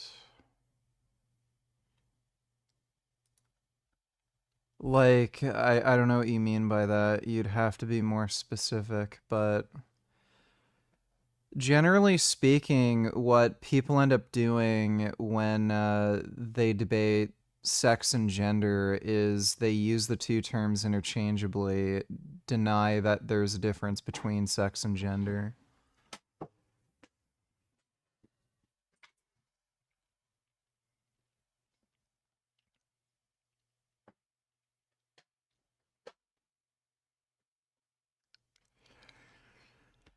And then, you know, they waste your time with stupid nonsense. But thanks for the donation, Yurok. Retard donated $2. Let me see. Do you know if Acer laptops are good or shit? T-spill, click on the FOID you prefer. It's that one. That one. That one. That one.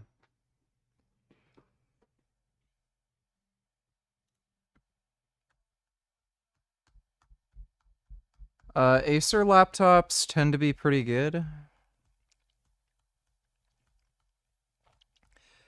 The Acer Nitro line's been good for quite a while.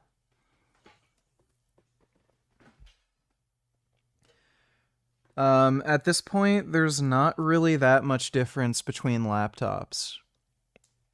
At least when you're talking about gaming laptops. They're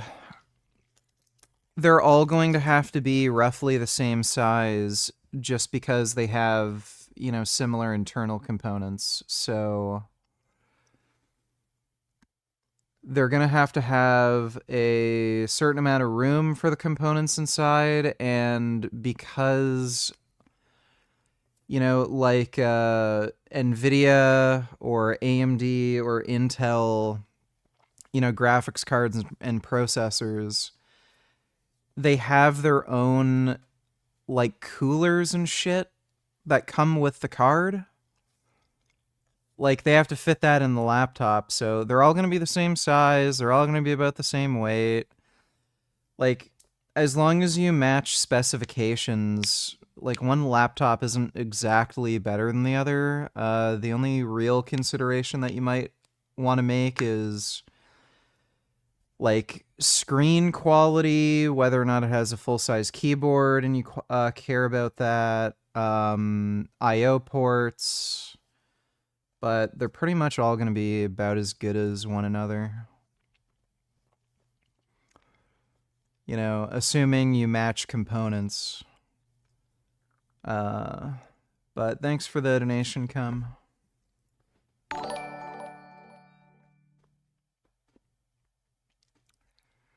Dodo $20 is Dr. Avion. Can you enlighten him on Gauze and Starving? I don't know. I don't care. Thanks for the donation, dude. I think she's more attractive. Go with her.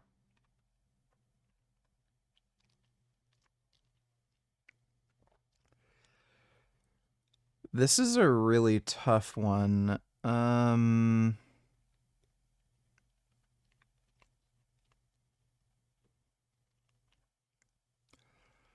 go with the one with a bigger nose. Yeah, definitely her. Go with her. I'll go with her. Did Jasmine ever choke on your cock? Was Jasmine able to deep throat it? If yes, on a regular basis or only when you kept asking her to? Because we all know the dumb bitch won't do anything she doesn't want to do. Did Jasmine have a dildo of her own? She was pretty good at deep throating, and yeah, she had sex toys. Thanks for the donation, CDG. I'll go with her. Go with her.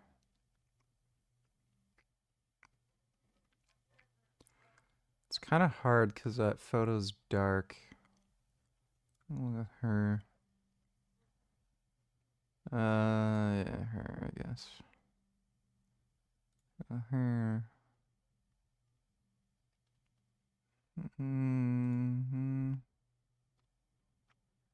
What in the hell? It's a weird ass forehead.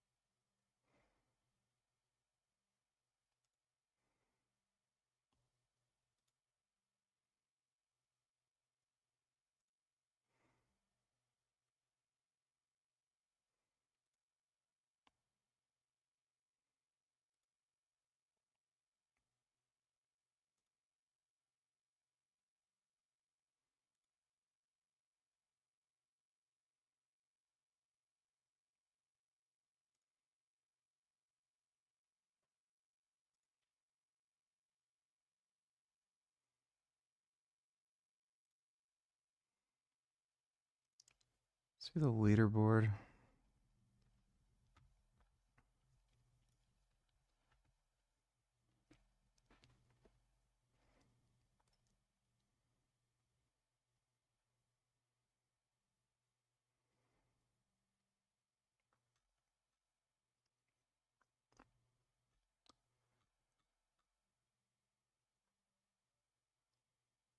Yeah, most of these make sense.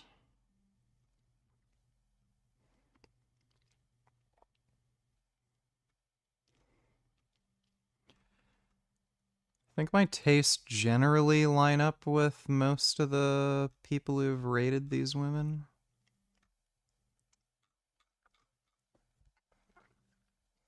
Been seen sitting on the beach kissing a lady who is not the mother of his kids, who is not Dee Devlin. And you thought I was done there. No, I'm not. He's also recently been exposed by Azalea Banks for sending nude pictures, which I am not allowed to show on YouTube, to her in her DMs. Firstly, I want to start by saying it is a real shame. Someone in You are also having pizza? Yeah, I was in a very pizza-y mood today. And that problem I've had where I keep thinking of spaghetti's been getting better. Spaghetti still kind of,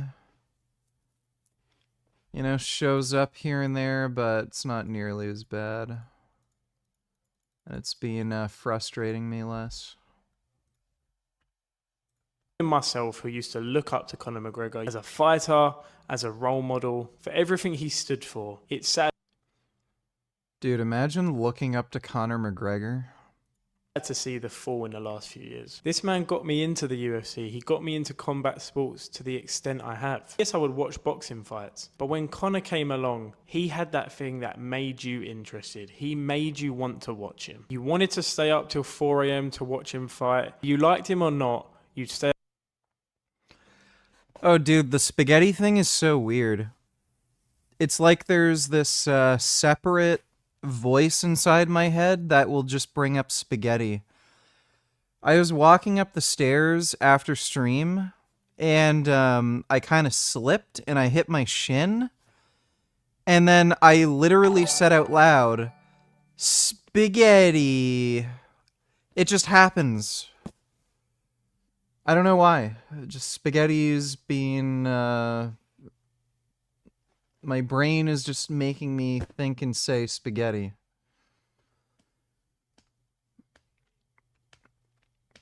I also had a dream last night where I opened up my own pizza parlor, and I directed a commercial for the pizza parlor, and all of my employees told me not to do it because the idea sounded stupid. But I had this idea for the pizza commercial where, you know, we film people eating at the pizza restaurant, and then some, like, elderly person gets his pizza and then starts freaking out and saying, this isn't spaghetti, and then throws some tantrum where he starts screaming for spaghetti. And then I ran that commercial, and then our pizza place was packed. And everyone in the restaurant, every single time they were given pizza, kept saying, this isn't spaghetti.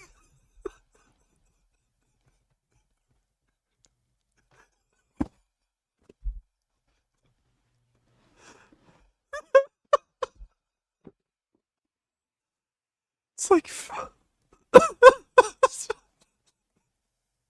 I don't know why.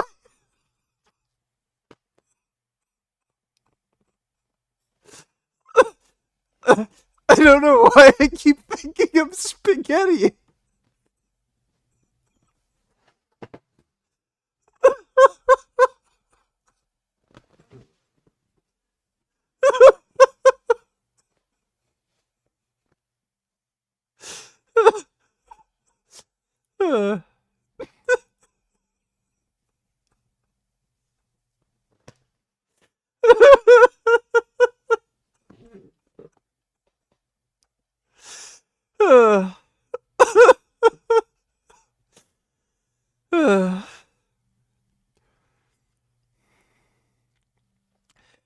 Retard, donate $2. Richard, you didn't look at the bottom 50. Click the bottom 50 button on the leaderboard. Let me take a look.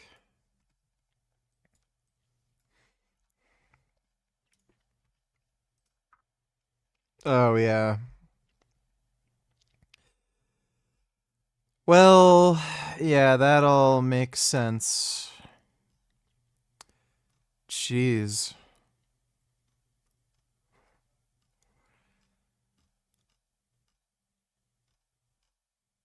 Oh my god, they're hideous.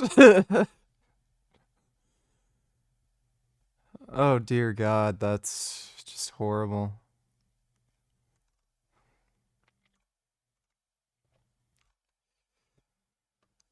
Well, thanks for the donation, retard.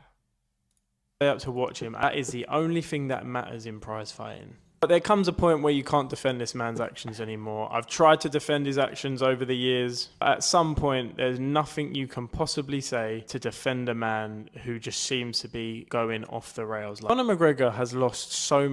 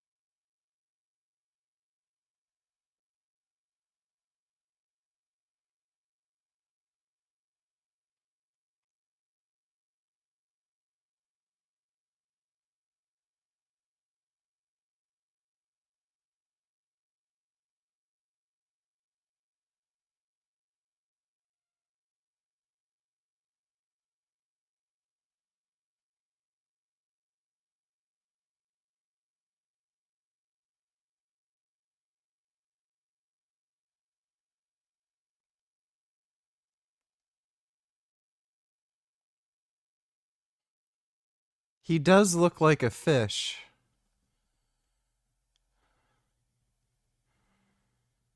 Yeah, he literally looks like a fish. Many fans, including his own country. There was a time where he had the whole of Ireland behind him, cheering him on, going to his fights. Now, you'd be lucky if you went to Ireland and you found someone that saw him as the poster boy of their country. Conor McGregor thinks he's untouchable. He thinks he can get away with anything that he wants. And up until this moment, he has. Yes, he's had a few run-ins with the law, and I'm not going to go into that because I think that's still ongoing and I don't have all the answers. So last thing I want to do is say anything and it be wrong. But over the years, for all the crazy stuff Conor McGregor has done, he's had a slap on the wrist at most. And I think that... By your saying logic, Hitler wasn't perfect, but he's exactly what Germany needed to help their country thrive from the Jews. Netanyahu's a genocidal dictator who manipulates Jewish trauma to ethnically cleanse all Arabs. Israel's Nazi Germany rebranded. Yeah, because remember when the Nazis were providing the Jews humanitarian aid? Like, you're a fucking idiot. Thanks for the donation, dumbass. This online safety bill nonsense has just gone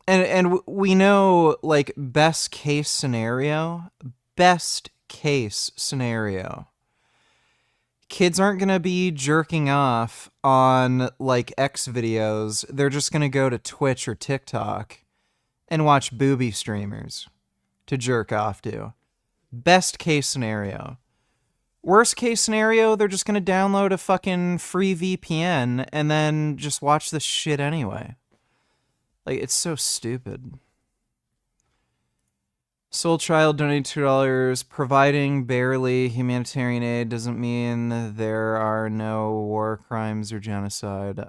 Please define barely. I've already told you it's just a ploy so it doesn't look obvious. Jewish writer page, by the way. That's great. That's wonderful. Don't care. Thanks for the money, dipshit. Give me the money rather than, you know, send it to some pro-Palestine organization.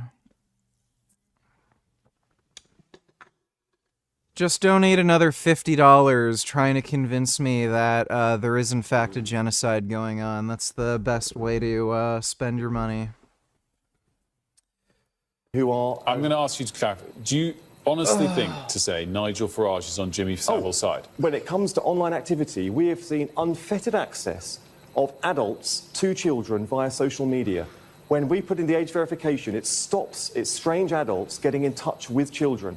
So make no mistake. This is a major leap. You're going to stick to the fact that you said that Nigel Farage is on Jimmy Savile's side. Nigel Farage is on the side of turning the clock back to the time when strange adults, strangers, can get in touch via messaging apps with children. We have now asked them age verify the age in which people can have access to online content so we can protect children from unwanted, dangerous content and also those...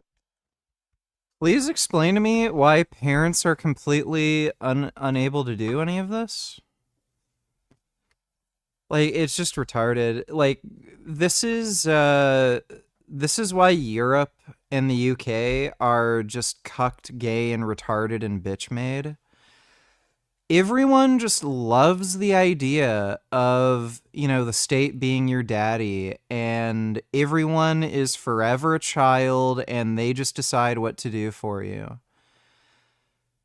I don't think it's a surprise why, you know, things like communism have been a much more imminent threat throughout Europe, you know?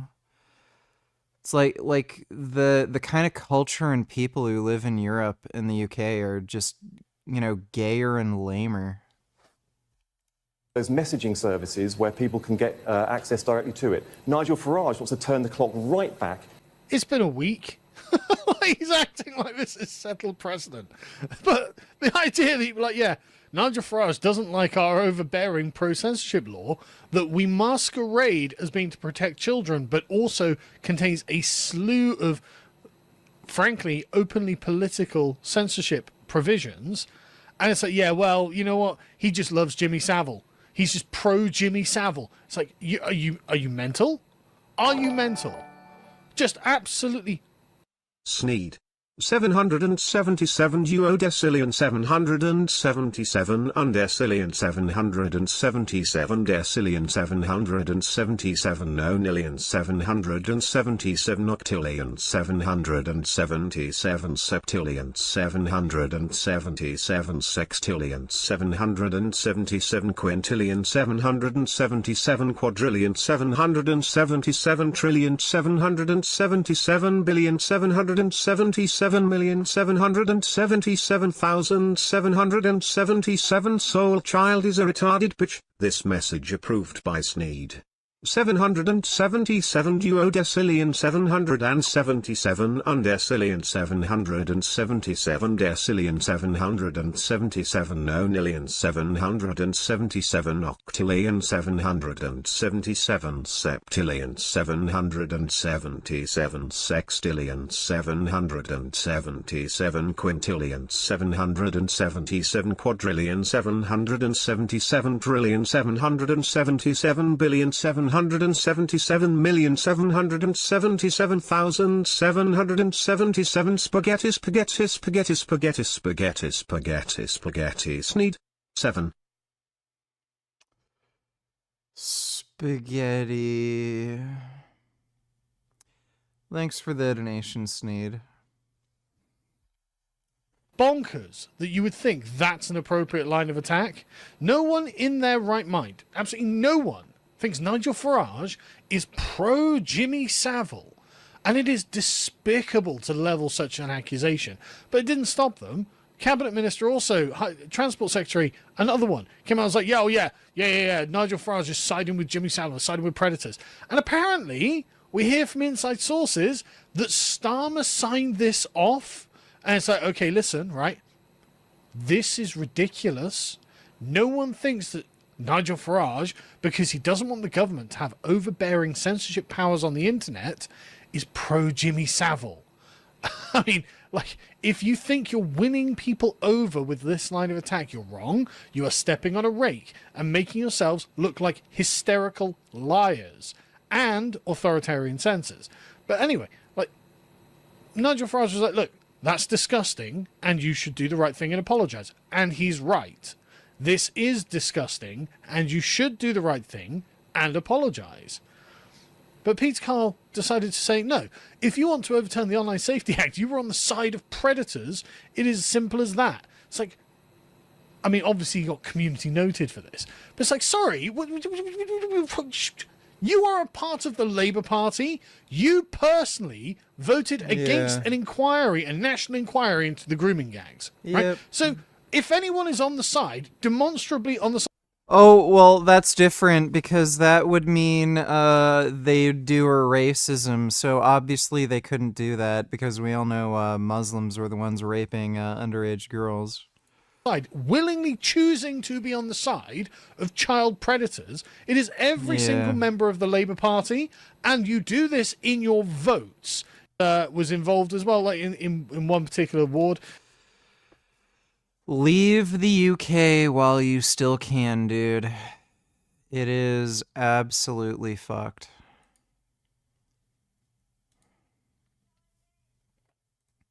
Three rules of being a good criminal defense lawyer: always on time, neatly dressed, and occasionally sober.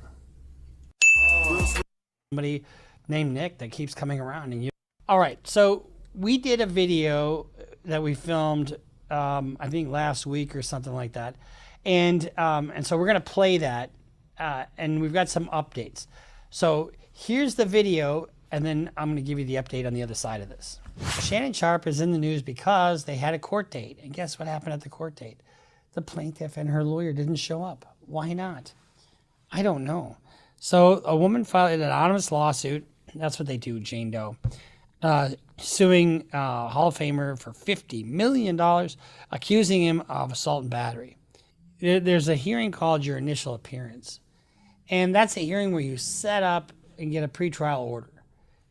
Basically, it's the initial appearance to set the tone for the rest of the case. And you set it up for you start basically with a trial date. Okay, we're going to try this case in about 8-9 months.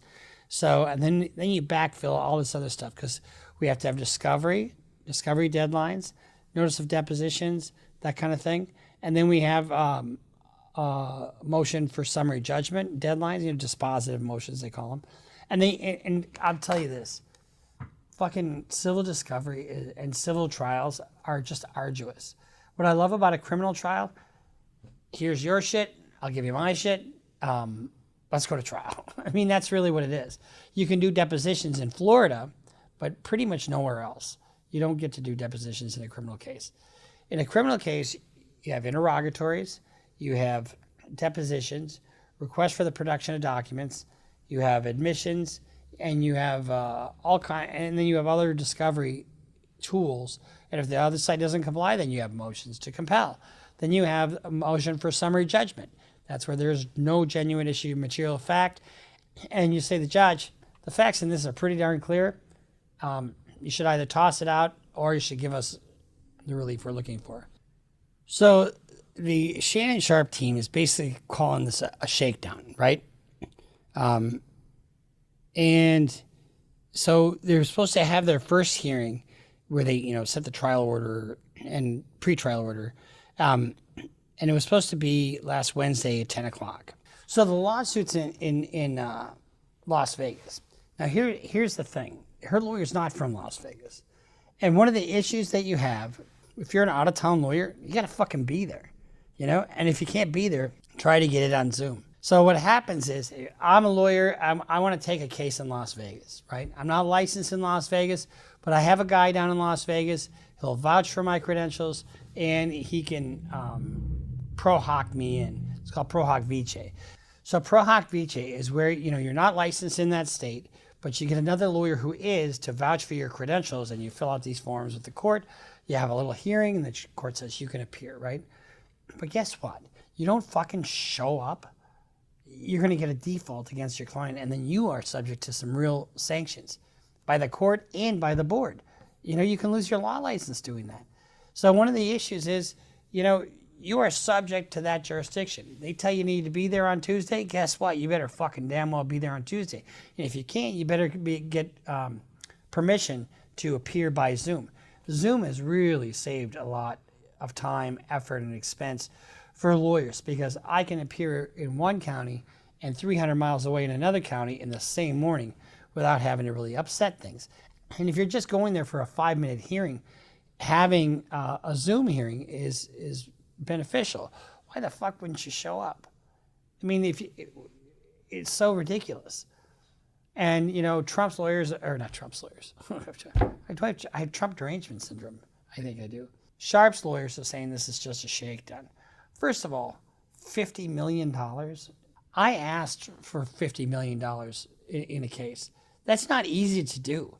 I mean, asking for that much money can be perceived as greedy, as unreasonable, as a lot of things, okay? But I asked for a range between 30 and 50 million, and they gave my client 35. So it can be done, but you have to have the right case. You listen to those voicemails or those recordings that she made of Shannon Sharp, where he's just calm. He's a little belittling, but not terribly so. He's not abusive over the phone. She's setting him up. I mean, why, if you're in a loving, caring relationship, why would you record it? You only do that is because you feel like you're getting fucked over. That stupid cunt soul child has wasted hundreds of dollars virtue signaling about feeding incest babies. Just donate to an aid.org. She'll know rebranded Nazi Germany when I blitzkrieg her fucked up void face. I bet she nursed on her dad's penis as a baby.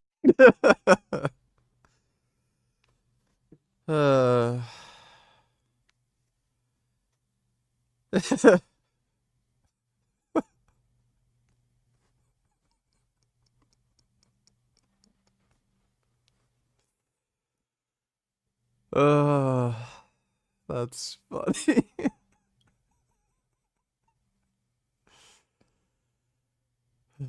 Thanks for the donation, retard. Or you want to fuck somebody over. That's the only reason that you do that. And maybe she legitimately felt that way. I don't know. But if you don't show up to court, what is your problem? Sharpstein asked Albertson to review the progress of the case at the later date and extend 45 days. The judge expressed surprise that Sharpstein did not want to settle sooner, but granted their request. Well, guess what? When nobody shows up to court, the person that's there to speak is the person that's going to get hurt.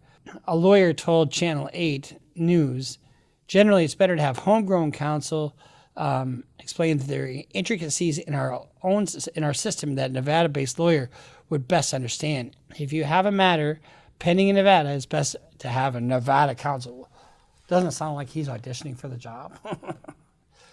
I don't think that's always true, but if you have a good local counsel and you guys split up your duties a little bit so you're not doing it alone in Nevada or in a foreign jury, because you don't know, you're not going to know the judges.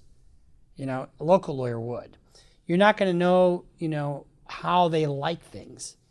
When you can step on toes when you're in a different jurisdiction. So if you remember, we've got Shannon Sharp on the phone, choking her. If she really did nurse on her dad's pennies, well, that would explain how brand dead she is. Yeah, it would. Definitely would. Thanks for the donation, Dodo. And, you know, talking about choking, and the text messages are really bad. They just are. And clearly this was a situation where he was engaged. I mean, what is he, like 55, and he's got a 19-year-old girlfriend, something like that? I mean, that's a little much. That's just a little much. And so the next hearing is scheduled for September. Give me a fucking break. When you're 19, you're a legal adult. They're both adults.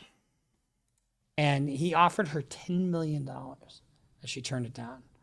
She should have taken it. I don't know why you would turn that money down. Anyway, so this is going to be a short video for us. There's not really much to talk about other than her lawyer didn't show up. Get a new lawyer. I mean, she might have really fucked her case up. That's bad. What a greedy bitch. Refused 10 million. Like, wow. How fucking delusional do you have to be? Fuck. If your lawyer doesn't show up, fire him and get a new lawyer. It's just as simple as that. Your lawyer has to be there. 3 rules of being a good criminal defense lawyer: always on time, neatly dressed, and occasionally sober. Shannon Sharpe, who is in his mid-50s, so he's got more yesterdays than he has tomorrows, but he wants to date somebody that has more tomorrows than yesterdays.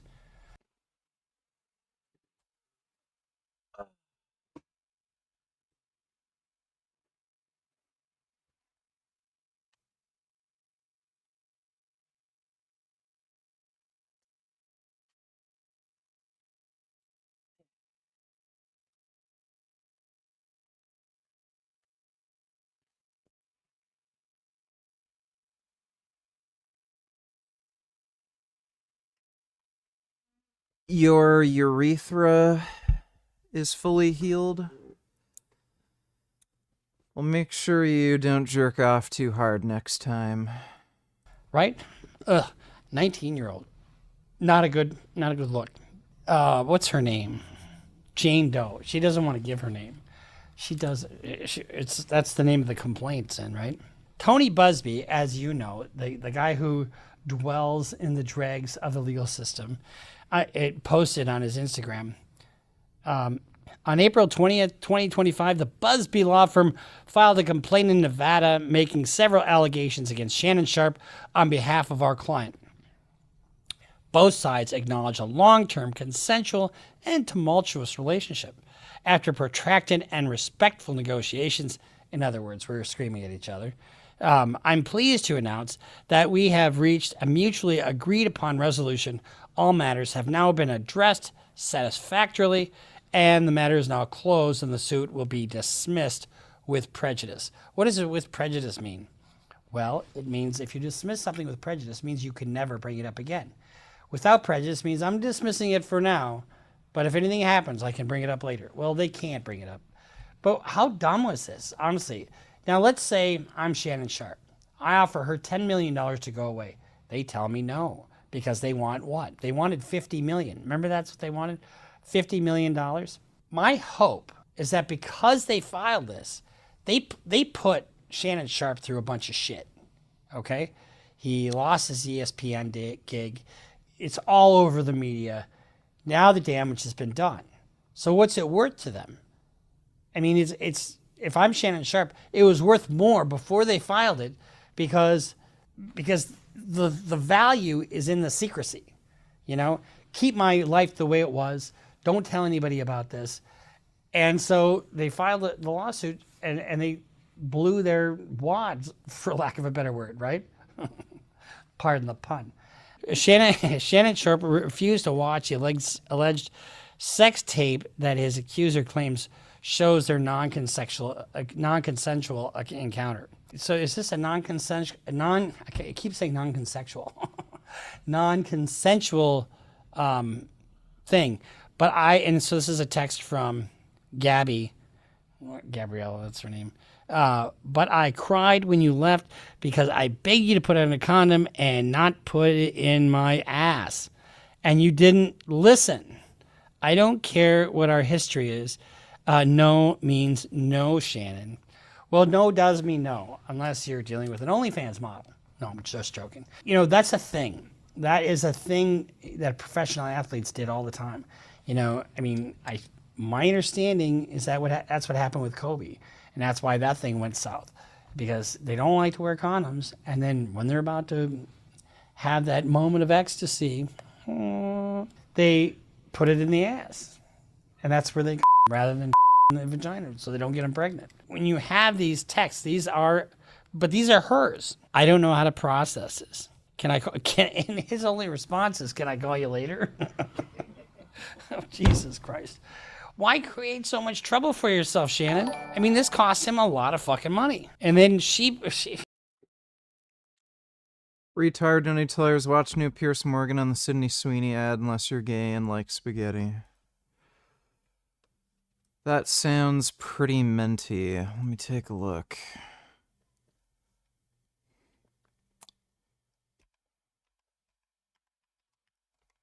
Why am I getting recommended more plates, more dates? Let's not have that.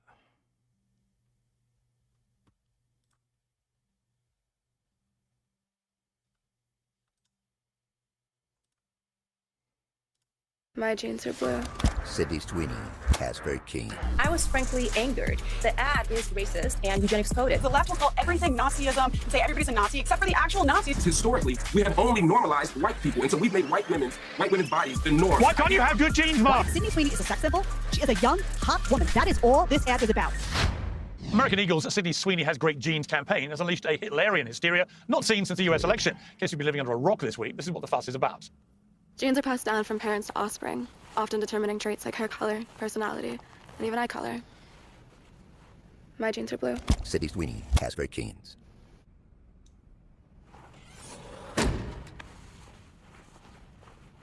Sydney Sweeney has great genes. Sydney Sweeney isn't even hot.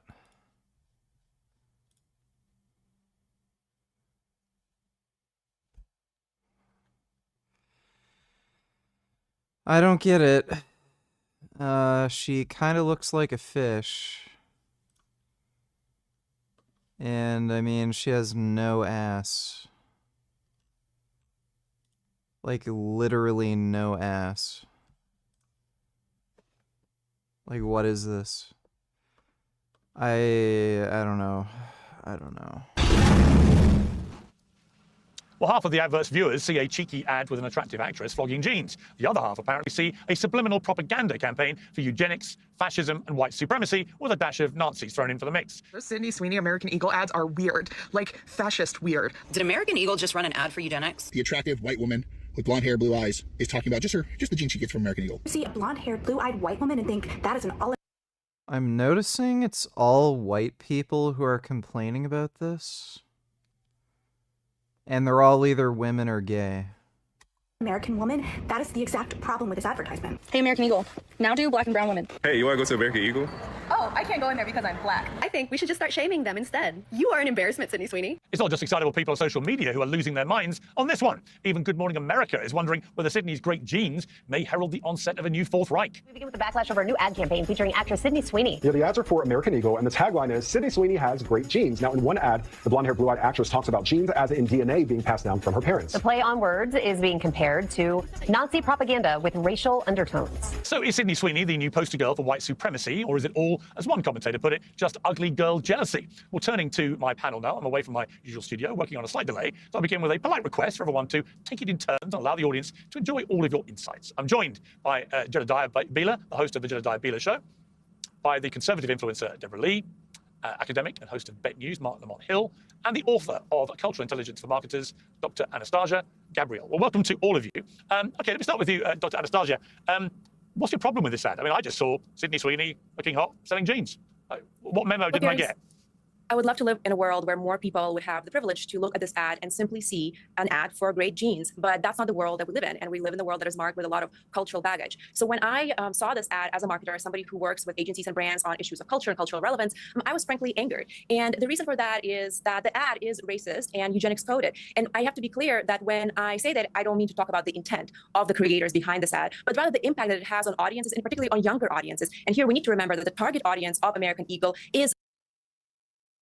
I'm sorry, if she's going to claim that something is promoting eugenics by nature of somebody interpreting it that way, then that means literally everything is racist or something. Because you can find somebody somewhere who interprets it that way. Like, this is why the book Catcher in the Rye was banned in a bunch of schools. Catcher in the Rye had nothing to do with convincing people to, like, kill themselves or commit a mass shooting, but I think there was, like, a couple mass shooters who were big fans of Catcher in the Rye and said it inspired them. Okay, Catcher in the Rye is promoting mass murder because people interpreted it that way? These people are just crazy. The most racially and ethnically diverse consumer group in the history of the United States. And somebody who has spent a lot of time studying semiotics and the way that meaning is encoded in various forms of media and cultural artifacts, it becomes very clear to me that when we take apart this particular ad campaign, it marries certain concepts and certain words that carry cultural baggage for people. And if that wasn't enough, we can go back and look to the source material for this particular campaign, which is a Calvin Klein ad from 1980 that uses very explicitly the same kind of rhetoric of, and even more so rather, dramatically natural selection, survival of the fittest, selective mating, the superiority of dominant groups, etc. And from a perspective of media and cultural studies, when we look at this particular campaign, did she literally just suggest that the theory of evolution through natural selection is a racist concept? Society is cooked. we can see how meaning travels from the source of inspiration to this particular narrative structure that we see in this ad. And so it is no surprise to me that it was picked up by audiences that reacted in the way that they did. And research shows, even though obviously Gen Z are in themselves a diverse group, they're also generally, on average, more progressive leaning and, of course, chronically online. Crazy. You mean crazy? Anastasia, we haven't had you on our censor before. I didn't really understand a word of what you just said. Are you this much fun at parties, or do you have a different persona? I would love there? it if you weren't disrespectful to me. It's a pleasure to join you today, and I look forward to exchanging opinions. I would love to clarify any points that you might have found confusing. Anastasia, you would have to Deborah Lee. Let me bring Deborah Lee in. This is a terrible example of racist white supremacy, etc. I sort of lost my thread halfway through it, but this is apparently the worst ad ever seen. I mean, this is the Nazis reborn. That is just crazy to me. And for people to have this reaction to this ad, when I first saw this ad, this is giving a Super Bowl, okay? This is shot very well. This is very creative for an ad agency. I don't know where that information is coming from, that they're the most diverse group and their clientele is the most diverse in the entire world, the entire country. But if that were the case, then this would be a great ad to appeal to a new base. Heterosexual, straight men who see a hot woman and they think, wow, that's great. I want to support this company. And for the record, Sydney Sweeney is a brunette. She has brown hair. So everybody's saying she's an Aryan, blonde hair, blue eyes. It's not true. Look at her roots. Look at her eyebrows. It takes 5 seconds to do a Google search of Sydney Sweeney's natural hair color. And while I have my own opinions about this ad, I don't really have the palate for sexual ads. As a traditional conservative, I think if you have an issue with this and you're saying that this is a Nazi dog whistle, as a Jewish woman, when the Nazis created ads in their propaganda, it was not using hot women who were traditionally hot to try and attract people to become Nazis. It was saying that the Jews are vermin, that we're trying to take over the world. To try and compare the two is outrageous because the left will call everything Nazism and say everybody's a Nazi except for the actual Nazis chanting from the river to the sea, Palestine shall be free, reiterating the same talking points that we've seen since World War II. So I just really don't understand where any of this information or reaction is coming from. People have way too much time on their hands. Get a job, get a life. Stop being triggered by thin, white, hot women. Just let it be. Enjoy. You guys had Lizzo in an ad when she was 400 pounds modeling for Calvin Klein jeans. She's since lost weight because she even realized that being that size is not healthy for any individual. And it's clearly just targeted towards happy, straight, white women. They don't want to have these people in ads. We've had every single TV show, every single advertisement has somebody who's been put in simply for being gay in the last couple of years. That's the only reason that they've been put into the storyline. And so now we just have what we would deem normal, and the left is trying to brand this as abnormal. And it's not taking, and the people that are trying to push this is the reason that the Democratic Party is continuing to fail in popularity. One thing that I have in common with Harry and Meghan is that we all with that move. Use code PEERS when you check out. Okay. Mark Lamont Hill, let's look at an earlier American Eagle ad, which was in the middle of the whole Me Too campaign. Oh my God. Oh, that's rough. Wow. Dude, what could they have possibly been thinking? Do they even make jeans for people that fat? Like, what the fuck? It's funny, I saw this TikTok where the guy said the ad was meant to appeal to Nazis and then was like the CEO is a Zionist and that this ad is part of promoting white supremacist ideology in Israel yada yada when Israelis are largely non-white. Yeah, a lot of, crazies. A lot of crazies. Thanks for the donation, retard. Do you have any problem with the lady on the left there? Do I have a problem with her? No, I don't have a problem with her. Yeah. I don't have a problem You're with not the woman offended on by that image? I'm not. Fascinating. No. You do have a problem with the woman on the right. No, hold on. Two things. One, you specifically said let's not interrupt each other, and I haven't been able to articulate one sentence yet, and I've been interrupted twice. So let's follow your own rules. No, I'm not offended by the woman on the said. left. Let me complete the sentence. I am not offended by the woman on the left, nor am I offended by the woman on the right. The aha that you're going for isn't there because I'm saying I'm not offended by either woman. But I am. Please, I'm asking you respectfully. Allow me to finish. If two people have spoken uninterrupted for 3 minutes, I haven't gotten 10 seconds out. What I'm saying is that the problem is not either woman. The problem is how we're narrating the commercial. That's what people are concerned about. Several things have been said that I'd like to respond to in direct response to what you're asking me, Piers. The first thing, and I'm glad the last woman who spoke mentioned that she's Jewish because I think that's really important. Historically, there have been lots of anti-Semitic images, narratives, tropes that are used that non-Jews don't see. And many times somebody will say, oh, wait a minute, they showed that person playing into the Cabal narrative. They showed this person as a rodent, or they showed this person with changing their name to this or that. And the average person may not intend to be anti-Semitic, although some people are anti-Semitic, but it's still there and Jews recognize it. So I don't want to presume that because a white person doesn't see it, that means that it can't be racist. Or if a black person doesn't see it, you know what I'm saying? We have to think about this on all levels from multiple audiences. You used the word normal and talked about it in the context of this white woman. White women are normal, but so are other people. The problem is historically, Okay, so random people can see things that you don't, so add bad because I offended.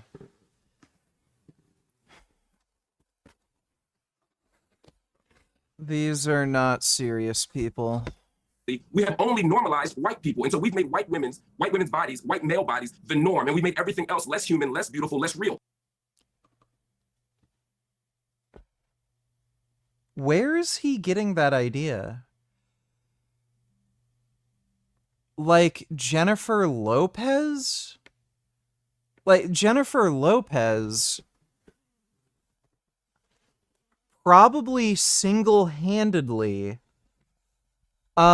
created the ass era. It was ethnic women who caused the change in women's clothing styles to accentuate the behind. Like, the reason why things like yoga pants exist is because of people like Jennifer Lopez, who had just such an incredible round ass that everybody wanted. Same with Beyonce. There's also another, there's a bunch of other black performers. But what is he talking about? And the amount of fucking, especially if we include the porn industry, only white bodies are seen as beautiful? Like, everyone's obsessed with black dick. Like, I mean, black dick is just the thing. The stereotype of, like, big, strong, big dick black dude is just so pervasive fucking everywhere. It's in porn. It's made its way into mainstream media where, like, on Family Guy, American Dad, like, big black dick jokes everywhere. This guy is just fucking retarded. And so when we say good genes are the ones that... What a load of crap. Honestly, I'm sorry, Mark. If I may jump in on my own show. What a load of crap. I saw Beyonce do a jeans ad. Everybody drooled over it. I loved it. Thought she looked hot when she did. Right? I mean, what are you talking about, man? This is... Let me ask you a straight question. Does Sydney Sweeney have bad genes? Yes or no? No. I don't think she has bad genes. Does she have good genes? Does she have good genes? No. Again, you're trying for these gotchas. If you so she doesn't have good or bad genes? The whole point is to argue that good and bad genes itself is a bad idea. It's a racist idea. This is so retarded. The ad does not rank white genes above other genetic traits. It simply says Sydney has great genes. Sydney is like the stereotypical American girl next door, and it is an American Eagle ad. They just hate on whites 'cause it's allowed. It's just a bunch of women and gay dudes complaining about nonsense. Like, these aren't real people.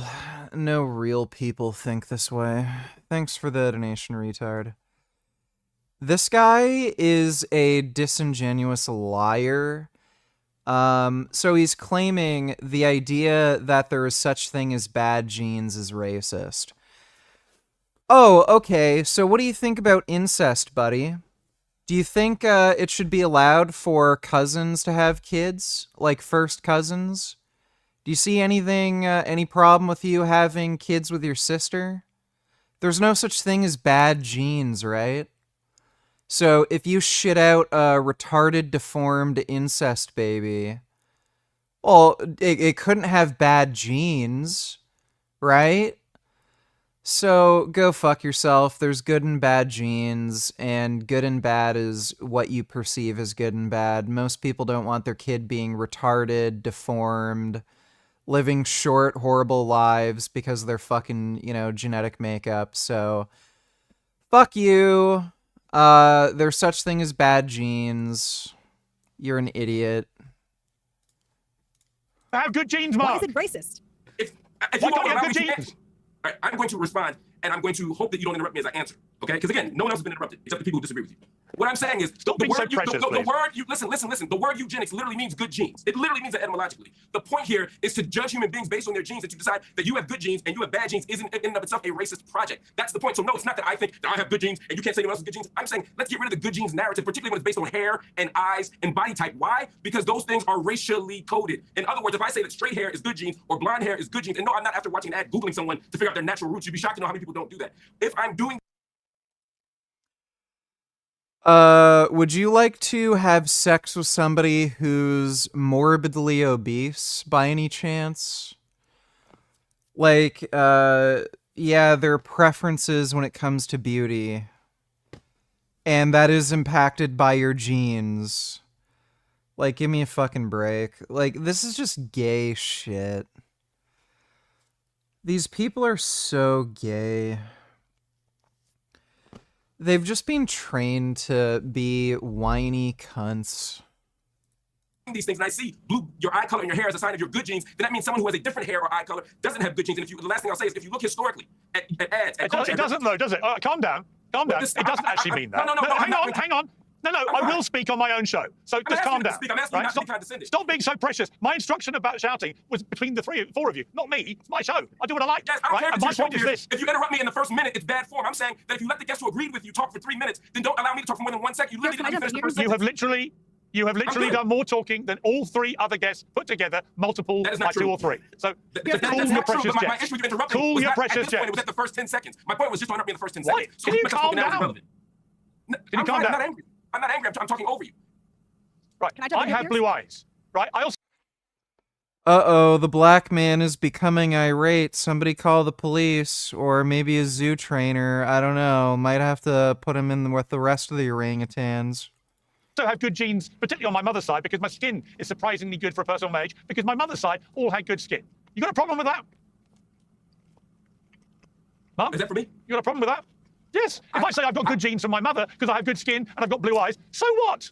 So what color eyes are what color eyes are bad genes? If someone has bad genes, what would their hair or skin look like? I don't think any are bad. I didn't see anybody from American Why do you Eagle always saying need that to assume anybody the else. negative? No No one said anything one. was No one bad. from. Just to be clear, hang on. Nobody from American Eagle was making any comparison. Nobody said somebody else's eye color or skin color was wrong or bad or anything negative. All they said, in an amusing pun, is that Sydney Sweeney has good genes and is wearing great jeans. That's it. There was no negative about anybody else. And here's why I disagree with that. Because if I were to stand on here and say, oh, she's from a good background, she's Gentile, then we would all. Oh my god. This guy does kind of look like a monkey a little bit, especially when he opens his mouth. Dodo donated $2. Why are these pussies not helping? Let me see.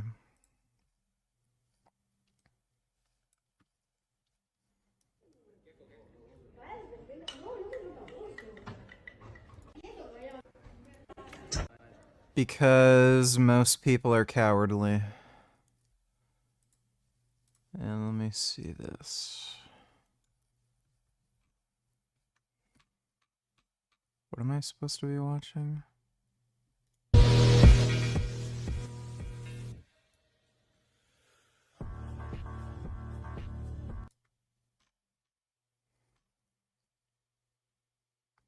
Moments later.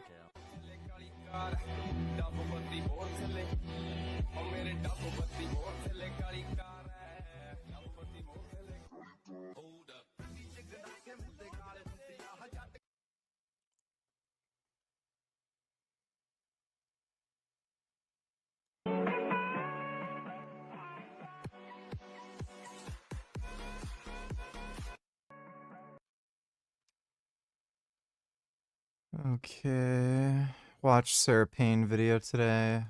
Maybe. Thanks for the donation, Dodo. I'll say, well, wait a minute. I didn't compare to anybody else. No, by saying that Gentile's the good background, I would be implicitly saying that the others are not. If I say I have a good body, I'm skinny, then I'm saying that other bodies are not good. It's an implicit comparison, but it's not out of context. Historically, in this country and in the West, we've always said that white bodies are more beautiful. So it's not.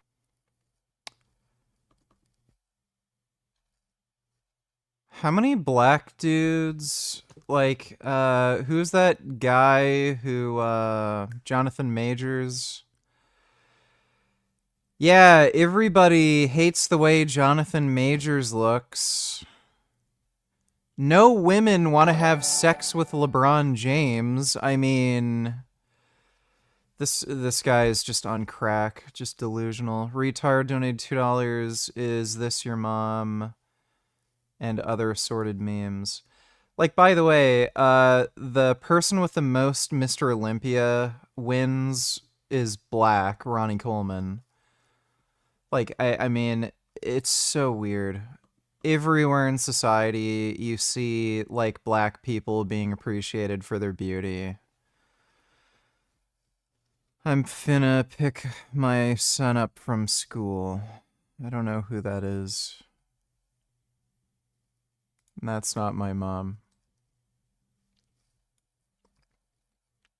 I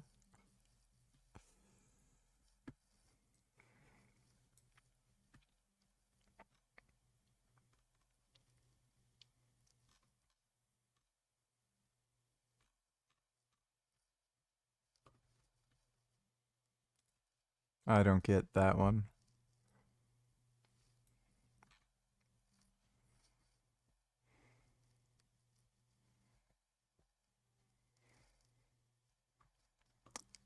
Alright, thanks for the donation, retard. Like we're coming out of nowhere here. This is at Zeus's head. We're starting from a place where we've already presumed white Mark, we superiority. have spent the last 10 years. Imagine if you saw Jasmine on that app and just you if during right hand tree ija way sageria win wire editchu for Jedediah. The last 10 years, if you look at all of the marketing campaigns, we have done how many segments on television about the elevation of obesity? You see people who are massive. Now we're saying it's a good thing, right? It's great. Let's celebrate everyone who's unhealthy and obese. If this ad was an African-American, if this ad was a Hispanic girl, no one would be saying a peep. Frankly, I think if this ad was a white girl like me with brown hair, brown eyes, I got a little Spanish in me, I got a little Italian in me, I'm Sicilian, I got some African in me, I don't think anyone would be saying anything either. This is utterly ridiculous. The only people who are offended by this ad are people who choose to be offended by everything. Either you choose to see racism in everything, or you choose to see sexism or misogyny. I noticed that a whole lot of women online were mad about this ad because they were jealous. It was so obvious. Now they're saying that this woman is against the body positivity campaign because she's skinny. So let's just say the truth. Sydney Sweeney is a sex symbol. She is a young, hot woman. She is objectively attractive. That is all this ad was about. Now, why has the stock skyrocketed for this company? The reason this ad has done so well is, yes, because it creates controversy, and we all talk about it and we debate, and American Eagle is very smart and they knew that, but also because there is a growing segment of the population just like me that is saying that it's so tired of walking on eggshells to cater to people like Mark's sensitivities. Frankly, I don't care if you're offended. You can put an ad out and offend this person over here or that person over there. Everyone is always going to get offended by something. Who cares? Here's the bottom line. Stop getting so offended. If you see everything through the lens of race, that's your problem. That's not Sydney Sweeney's problem. That's not American Eagle's problem. If you see everything through the lens of misogyny, it's the same conversation over and over again. Yeah, you know what? Hang on, don't all talk at once. Don't all talk at once. No, I'm going to come to Anastasia. Anastasia, here's the problem. The Democrats have just polled at record lows, right? They are incredibly unpopular. And I can tell you one of the reasons why. It's things like this. The reason Donald Trump got reelected is partly the economy, partly immigration, but also partly the culture wars, which the liberal left, the woke left, tried so dementedly to fuel and fire for so many years, behaving like a bunch of insane fascists. And it comes down to stuff like this, where most people watch this ad and see it for what it is, a harmless ad with a hot actress selling jeans. But in the prism of the woke left, which I assume you would identify as, but correct me if I'm wrong, you look at it and see it as an obvious example of Nazism, eugenics, white supremacy, and you hate it and despise it, and anyone who likes it must be cancelled. And that's the problem with the woke left. That's why nobody wants to vote for anyone who identifies with the woke left. That's why Trump won. And no one on the left, in the woke left, seems to understand that it's exactly this kind of thing that is the reason that nobody wants to vote for you. Over to you. Yeah, I hear where you're coming from, and I think that kind of strong narratives between, woke left, kind of hijacking everything, is part of a narrative of labeling people and not allowing nuance and context of what is actually happening here. So I'm not really interested in being inflammatory around the subject. Neither do I think that this particular campaign is a propaganda campaign for eugenics. But I am interested in thinking about the power of media and representation in our culture and what it means for somebody who engages with this ad who doesn't look like me. And as a marketer, I know that actually it is American Eagle's problem that is a reaction of their customer base, which is younger people and particularly younger girls. And as a marketer, I know it's a responsibility of the brand to understand their audience, to understand their worldview, the way that they form their associations, and connect with them, speak to them in a way that resonates. So it's absolutely... Well, let me respond to that. Today's show is brought to you by Oxford Natural, makers of the Optimum Day and Optimum Night all-natural supplement, with the promo code PEERS. Let me respond to that, because from a marketing point of view, American Eagle, several years ago, launched a lingerie campaign featuring female models with disabilities and chronic illnesses. One model was pictured wearing a colostomy bag, another was photographed with her arm in crutches, one woman posed in her wheelchair. And it did nothing for sales. So from a marketing point of view, it didn't work. Now you have a hot woman who is none of those things, who is just a hot woman, like the old advertising used to use all the time, along with hot men. I remember the Calvin Klein jean ads with men, topless, selling buckets of jeans. And guess what? Sales are up 30%. So you as a marketer should say, well done, American Eagle. You've stopped being ridiculously woke, trying to sell to very small groups of people and ignoring the mass majority who are going to buy your jeans. And now you've gone route one.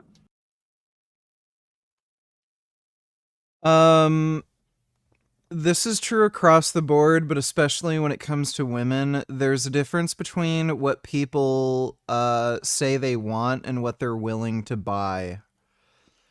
So when you're actually designing advertisement, you have to keep that in mind. You can do all the focus group testing you want, and you can see if some people think it's racist or not.